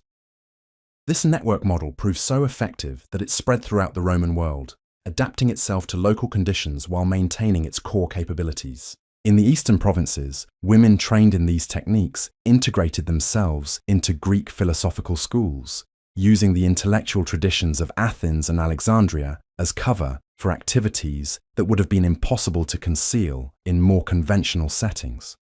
In Gaul and Britain, they worked through the existing structures of Celtic society, transforming ancient tribal customs into vehicles for Roman influence. The most dramatic example of this adaptation occurred in Judea, where religious tensions were threatening to tear the province apart. Traditional Roman methods of control had proven inadequate for managing a population whose identity was so deeply rooted in spiritual beliefs that couldn't be addressed through conventional political or military means. But the network that had originated with Chaim Wasit's school offered capabilities that were perfectly suited to this challenge. The women who were deployed to Judea weren't there to suppress Jewish religious practices or impose Roman beliefs. Instead, they worked to identify and influence the psychological dynamics that were driving conflict between different factions within Jewish society. They studied the personalities of religious leaders, the social tensions that made certain communities more receptive to radical messages, the economic and political pressures that were pushing moderate voices toward extremist positions. Armed with this understanding, they began implementing influence campaigns that were designed not to change people's religious beliefs, but to channel those beliefs in directions that served Roman interests. Radical leaders found themselves isolated as their followers were subtly encouraged to embrace more moderate positions. Religious disputes that had seemed irreconcilable suddenly produced compromises that satisfied most parties. Communities that had been on the verge of revolt discovered reasons to work within the existing system rather than challenging it directly.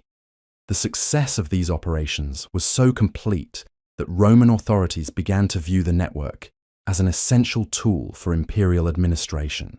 By the time of Hadrian's reign, women trained in these techniques were operating in every province of the empire, providing intelligence and influence capabilities that made Roman rule more efficient and more stable than it had ever been before. But the network's greatest achievement wasn't in serving Roman interests. It was in preserving and transmitting knowledge that would have been lost forever if it had remained confined to Egyptian temples.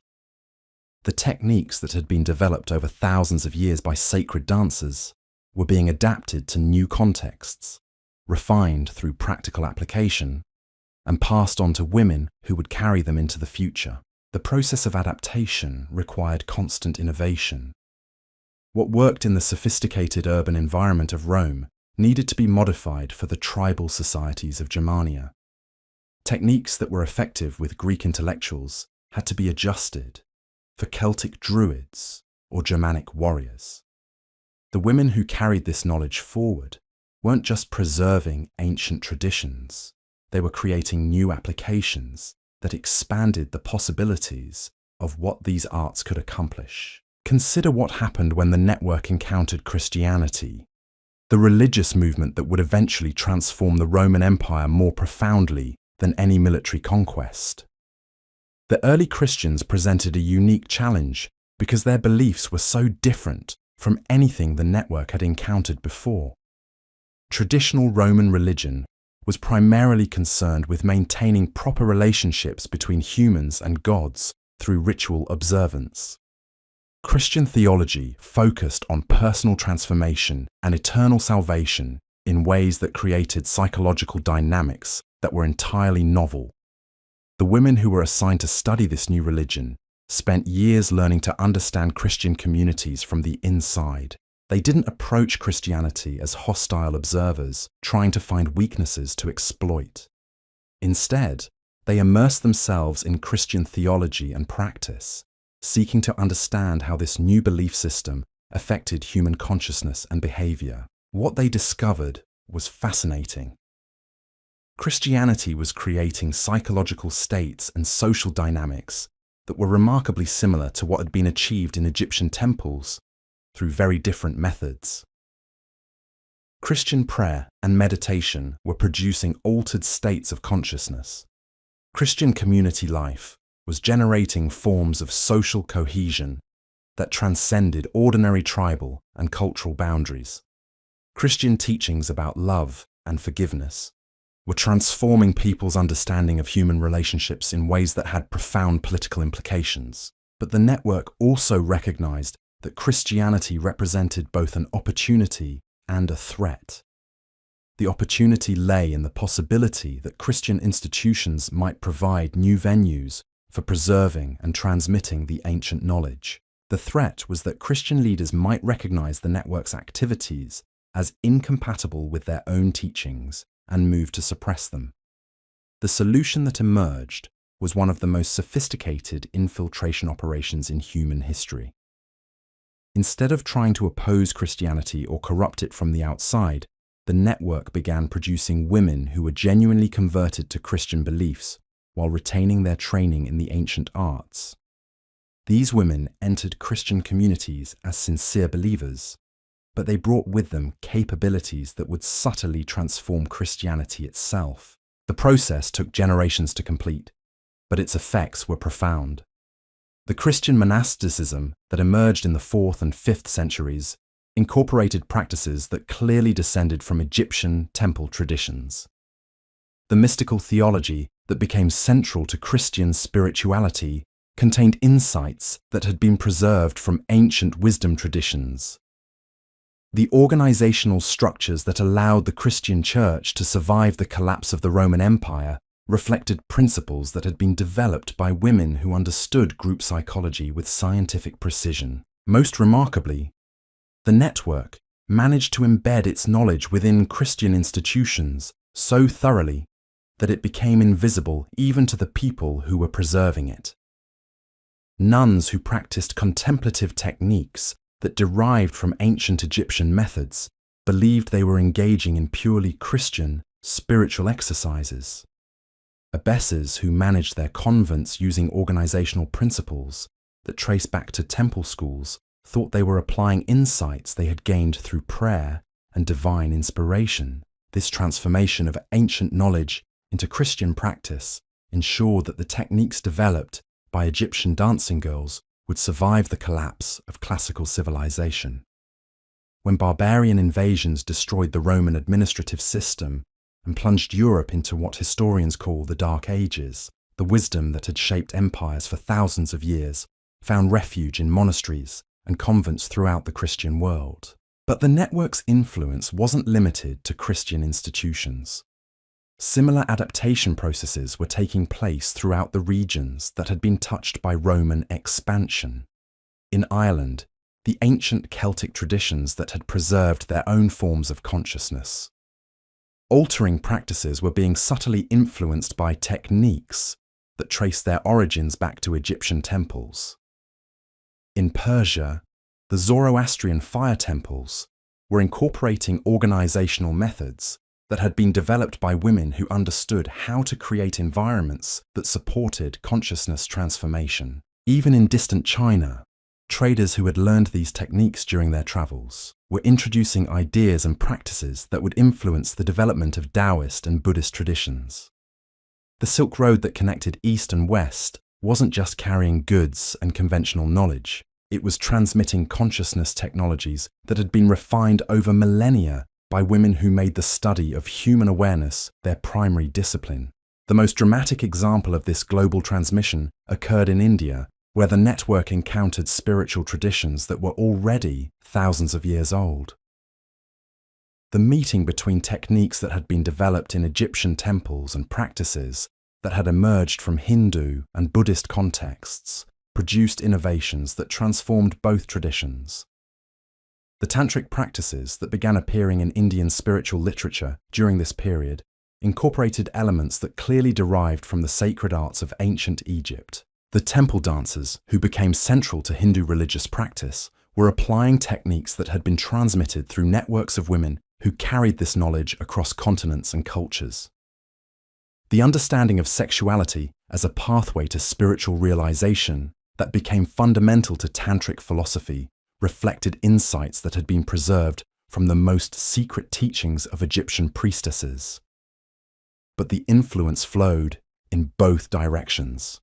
Indian spiritual practices that emphasized the cultivation of subtle energies within the human body provided new frameworks for understanding techniques that had been developed in Egyptian contexts. The sophisticated psychological theories that had emerged from Hindu and Buddhist contemplative traditions offered fresh perspectives on consciousness dynamics that had been studied by sacred dancers for thousands of years. The synthesis that resulted from this cross-cultural exchange created possibilities that hadn't existed in any single tradition. Women who combined Egyptian techniques with Indian practices developed capabilities that surpassed anything that had been achieved by their predecessors. They could induce states of consciousness that allowed them to perceive and influence subtle energies that most people couldn't even detect. They could work with groups in ways that created collective experiences of expanded awareness that transformed everyone involved. These enhanced capabilities proved especially valuable during the medieval period, when European civilization was struggling to recover from the chaos that followed the collapse of Roman authority. The feudal system that emerged during this time created new opportunities for women who understood how to wield influence through indirect means. The lady of the manor, who could inspire knights to perform heroic deeds, wasn't just exercising natural charisma. She was applying techniques that had been refined through centuries of practical experience in understanding and influencing human motivation. The abbess, who could manage complex political relationships between her convent and secular authorities, was drawing upon organizational methods that had been developed by women who had administered temple complexes that controlled vast economic resources. Most importantly, the network that had originated with Camoset's school had evolved into something that could adapt to any cultural context while preserving its essential knowledge. By the time of Charlemagne's empire, these women were operating throughout medieval Europe, providing capabilities that helped stabilize societies that were constantly threatened by warfare, disease, and social upheaval. The influence they exercised was so subtle that it remained almost entirely invisible to contemporary chroniclers. Medieval historians recorded the political events and military campaigns that shaped their world, but they missed the psychological dynamics that actually determined how those events unfolded. They documented the rise and fall of kingdoms without understanding the hidden forces that made some rulers successful while others failed despite apparent advantages. But the evidence of this influence is there for anyone who knows how to look for it. The Arthurian legends that became central to medieval literature weren't just entertaining stories about knights and magic. They were encoded descriptions of consciousness technologies that had been preserved through oral traditions maintained by women who understood these tales as instructional narratives rather than mere entertainment. The courtly love poetry that flourished in medieval courts wasn't just artistic expression, it was a practical system for training men and women in psychological techniques that allowed them to form relationships that served both personal and political purposes. The elaborate rituals of chivalry that governed medieval society weren't just social conventions. They were behavioral modification programs that channeled masculine aggression in directions that served the interests of the women who had designed them. The Gothic cathedrals that began appearing throughout Europe in the 12th century represented the most visible manifestation of knowledge that had been preserved from ancient Egyptian traditions. The geometric proportions that made these buildings so emotionally powerful weren't discovered by medieval architects through trial and error. They were applications of mathematical principles that had been encoded in temple dances thousands of years earlier. The acoustics that made Gregorian chants so effective at inducing altered states of consciousness weren't accidental features of cathedral design. They were the result of understanding sound as a technology for consciousness transformation, knowledge that had been preserved by women who had studied these phenomena for millennia. The light patterns that created such profound spiritual experiences for medieval worshippers weren't just aesthetic choices.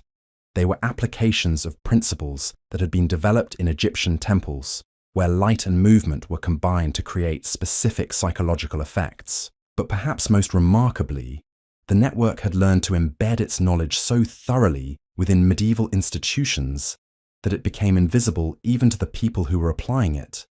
The abbesses who designed cathedral schools that would eventually evolve into universities believed they were creating educational institutions based on Christian principles. They didn't realize they were applying organizational methods that traced their origins back to Egyptian temple schools, where sacred dancers had been trained in arts that combined spiritual practice with practical psychology. The scholars who developed the theological systems that became fundamental to medieval Christianity thought they were exploring the implications of divine revelation through purely rational inquiry.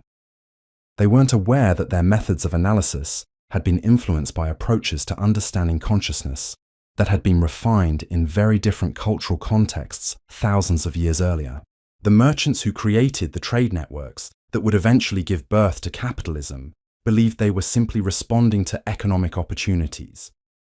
They didn't understand that their success often depended on psychological insights that had been transmitted through networks of women who had made the study of human motivation their primary discipline.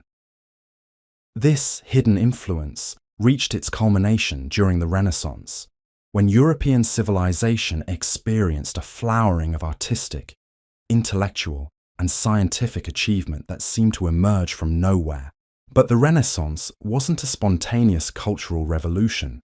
It was the result of knowledge that had been carefully preserved and transmitted through centuries of apparent darkness, finally finding expression in forms that could be openly celebrated rather than secretly maintained.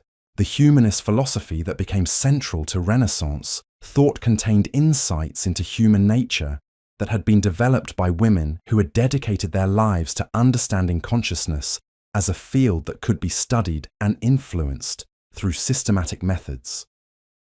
The artistic techniques that made Renaissance painting and sculpture so emotionally powerful incorporated principles that had originated in traditions where movement and visual beauty were understood as technologies for transforming human awareness. The scientific method that would eventually revolutionize human understanding of the natural world contained elements that had been preserved from approaches to investigation that combined rigorous observation with intuitive insight in ways that purely rational inquiry couldn't achieve alone. The mathematical discoveries that laid the foundation for modern physics included concepts that had been encoded in symbolic systems that traced their origins back to Egyptian temple mathematics. But the Renaissance also marked a turning point in the history of the network itself. As knowledge that had been hidden for centuries began to emerge into public view, the women who had preserved it faced new challenges and opportunities. They could continue operating in secret, maintaining the security that had allowed them to survive for so long. Or they could begin revealing themselves more openly, risking exposure, but gaining the possibility of having much greater influence on the direction of human civilization. The choice they made would determine not just their own fate, but the future of knowledge that had shaped human history for thousands of years. And that choice would be embodied in the life of a remarkable woman whose story reveals how ancient wisdom adapted itself to the challenges of the modern world. Her name was Caterina Sforza, and she would become known as one of the most formidable political figures of the Italian Renaissance. But what history books don't reveal is that her legendary ability to outmaneuver male rivals who possessed superior military and economic resources stemmed from training that connected her to traditions that reached back to the temples of ancient Egypt. Caterina's education began in childhood, but not in the conventional sense that historians have assumed. While other noble children were learning Latin grammar and religious catechism, she was receiving instruction in arts that had been preserved through networks of women who understood power as something that operated through consciousness rather than force. By age 12, she could read the subtle signs that revealed what people were really thinking beneath their public facades. By 15, she had mastered techniques for influencing group dynamics in ways that made her indispensable to anyone seeking to achieve complex political objectives. But Caterina's real genius lay in understanding how to apply these ancient techniques to the specific challenges of Renaissance politics. The Italian city-states of her era were constantly shifting alliances, betraying agreements, and engaging in conflicts that could reshape the entire political landscape overnight. Success in this environment required not just military skill or diplomatic cunning, but the ability to understand and influence the psychological forces that determined how people would behave under pressure. When Caterina inherited control of the cities of Imola and Forli following her husband's assassination, she faced challenges that would have overwhelmed most rulers. Her territories were surrounded by enemies who viewed a woman's rule as an opportunity for easy conquest. Her own nobles were plotting to betray her to whoever offered them the best terms. Her military forces were outnumbered by potential invaders who possessed superior resources and more experienced commanders. But instead of trying to match her enemies in conventional terms, Caterina implemented strategies that drew upon knowledge that had been preserved for thousands of years. She began by conducting what we might call psychological reconnaissance of her adversaries, using techniques that allowed her to understand their personalities, motivations, and decision-making patterns with uncanny accuracy. She studied not just their public statements and military dispositions, but the subtle behavioral cues that revealed their fears, desires, and vulnerabilities. Armed with this understanding, she began implementing influence campaigns that were designed to exploit the psychological weaknesses of her enemies while strengthening the loyalty of her own supporters. The methods she used were so subtle that her targets rarely realized they were being manipulated. Potential traitors found themselves developing unexpected doubts about the wisdom of betraying someone who had always treated them fairly. Enemy commanders discovered that their subordinates were providing information to Caterina's agents without understanding how they had been recruited. Most remarkably, Caterina learned to use her gender as a strategic advantage rather than a liability. While her male contemporaries tried to project power through displays of military might or political authority, she understood that feminine influence could be more effective precisely because it was less visible, and therefore less likely to provoke direct resistance. She cultivated relationships with key figures throughout Italian politics, not through formal alliances or explicit agreements, but through personal connections that made these men emotionally invested in her success. The result was a network of supporters who advanced her interests even when doing so conflicted with their own immediate political objectives. Cardinals who should have opposed her policies found themselves arguing on her behalf in papal councils. Merchants who had no obvious reason to favour her territories directed trade routes in ways that strengthened her economic position. Military commanders who were officially her enemies somehow failed to press their advantages when opportunities arose to defeat her forces. Caterina's success was so complete that she became a legend throughout Renaissance Europe. Stories of her achievements spread to courts from England to Constantinople, inspiring both admiration and fear among rulers who couldn't understand how a woman with limited resources had managed to outmaneuver some of the most powerful men of her era. But what these observers didn't realize was that Katerina's victories weren't the result of individual brilliance alone. They were the product of knowledge systems that had been refined over millennia by women who had made the study of power their life's work. The techniques that Katerina applied had been tested in countless different contexts, adapted to serve the needs of women who faced similar challenges across cultures and centuries.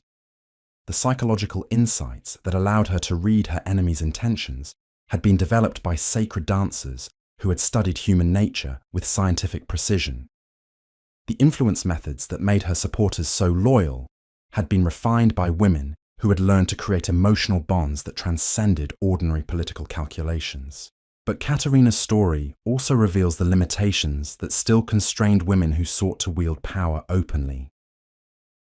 Despite her successes, she ultimately fell to Cesare Borgia, whose resources and ruthlessness eventually overwhelmed even her sophisticated defensive strategies.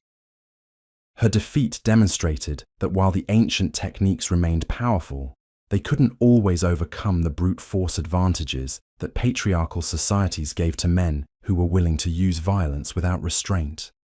The lesson wasn't lost on the women who carried these traditions forward.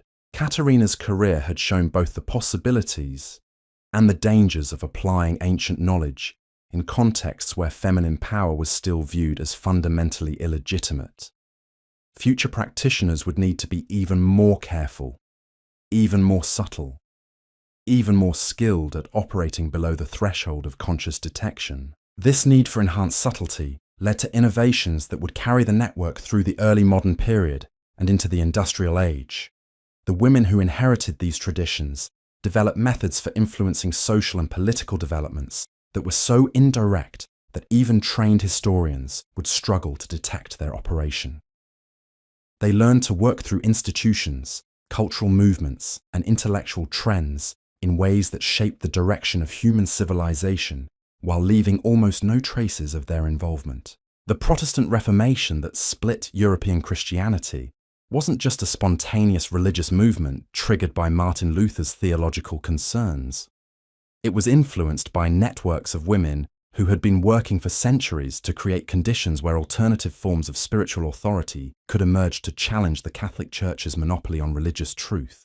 The ideas that made Protestantism appealing to so many Europeans contained elements that had been preserved from ancient traditions that recognized individual consciousness as the ultimate source of spiritual authority. The scientific revolution that transformed human understanding of the natural world was shaped by approaches to investigation that had been developed by women who understood observation and experimentation as consciousness practices rather than purely rational activities. The mathematical insights that allowed scientists like Newton and Galileo to describe natural phenomena with unprecedented precision incorporated concepts that had been preserved in symbolic systems that traced their origins back to Egyptian temple mathematics. The political revolutions that created modern democratic societies were influenced by ideas about modern democratic societies, drew upon ideas about human rights and social organization that had been preserved through networks that understood governance as a psychological art, rather than merely an exercise in administrative control. The economic systems that gave birth to capitalism incorporated principles of motivation and exchange that had been studied for millennia by women who made human behavior their primary field of investigation. But perhaps the most remarkable achievement of this hidden network was how it managed to influence the development of ideas about women's roles in society itself. The gradual expansion of opportunities for feminine participation in public life wasn't just the result of changing economic conditions or evolving social attitudes.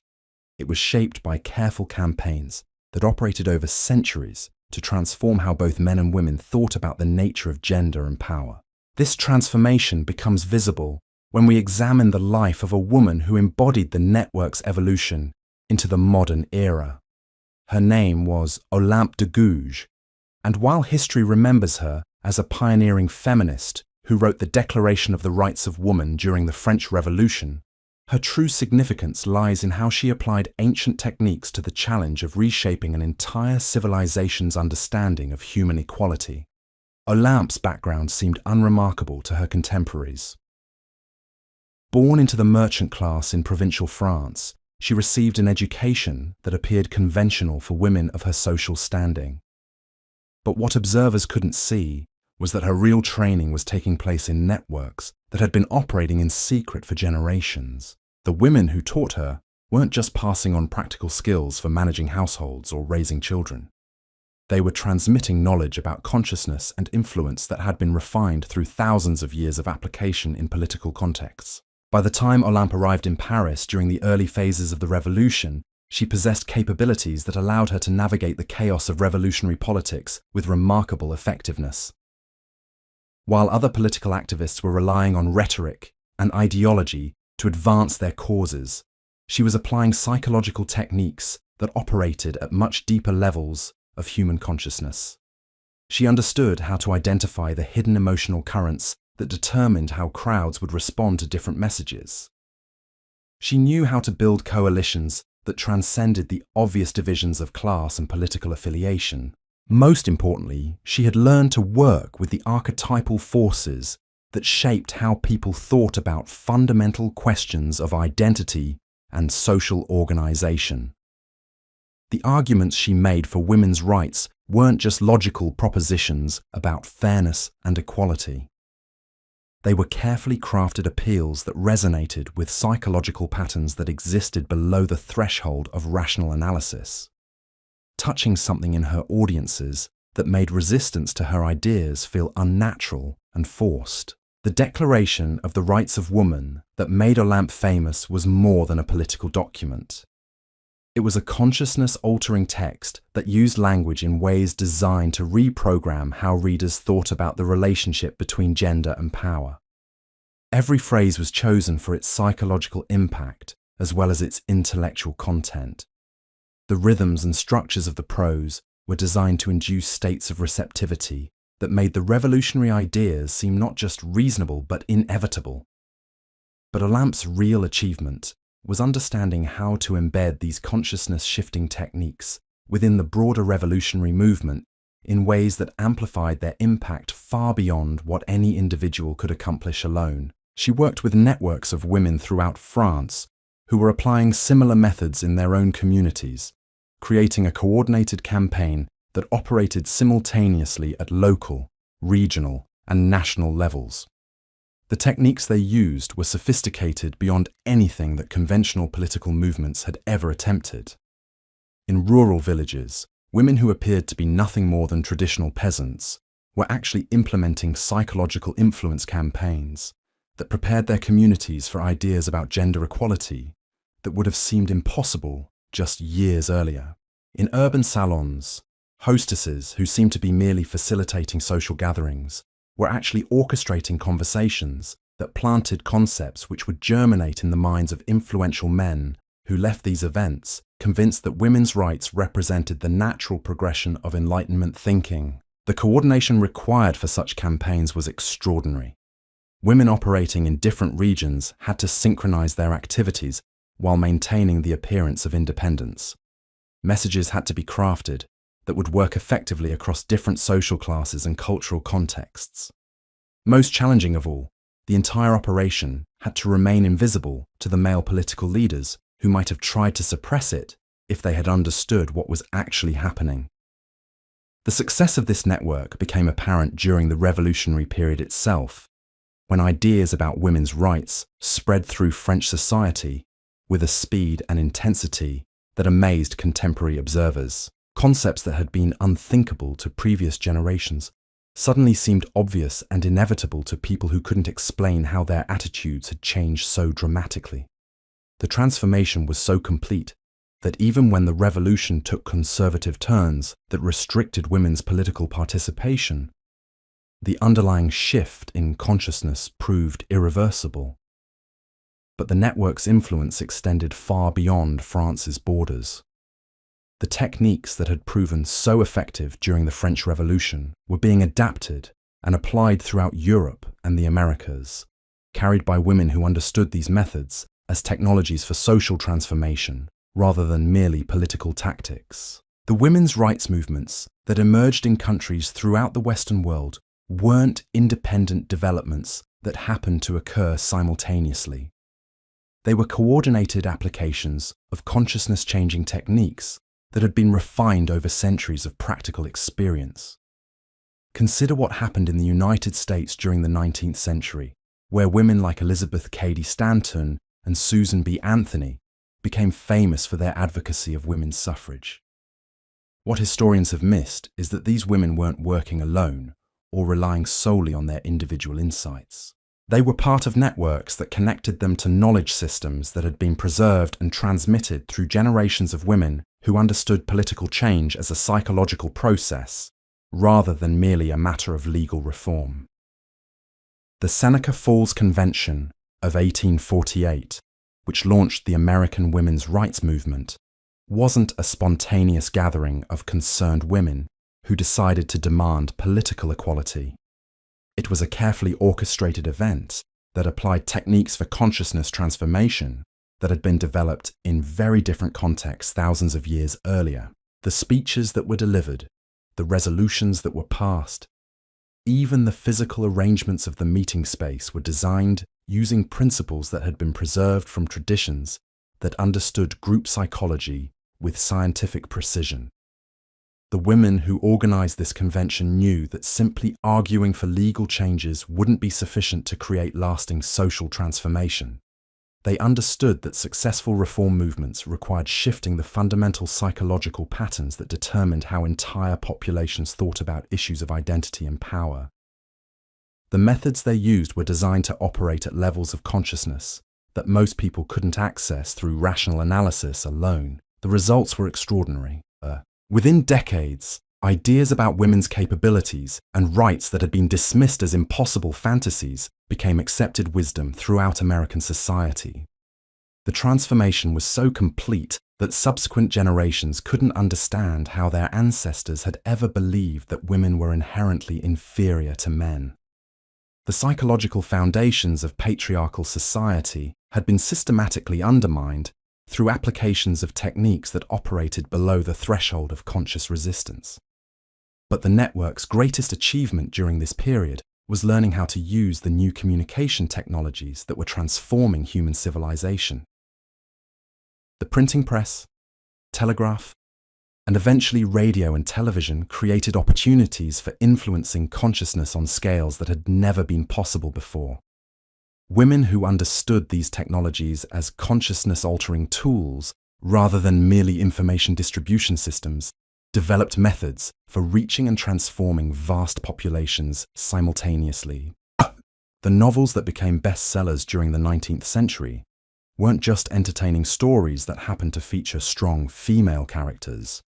Many were carefully crafted consciousness transformation tools that use narrative techniques to reprogram how readers thought about fundamental questions of gender, power, and social organization. The authors who created these works understood storytelling as a technology for accessing and reshaping the psychological patterns that determined human behavior. And so we reach the end of our journey along the Nile, where shadows still dance in temple ruins and whispers of ancient power echo through time itself. From Ankhesenamun's desperate ritual to save a dying dynasty, to the networks that shaped revolutions and Renaissance courts, we've witnessed something extraordinary. Women who transformed their bodies into instruments of divine influence, who wielded consciousness itself as the ultimate technology of power. These weren't just dancers or entertainers. They were architects of civilization, weaving invisible threads that connected pharaohs to presidents, temple chambers to modern boardrooms. Their legacy lives on in every woman who understands that true power doesn't come from force, but from the profound ability to read, understand, and transform the human heart.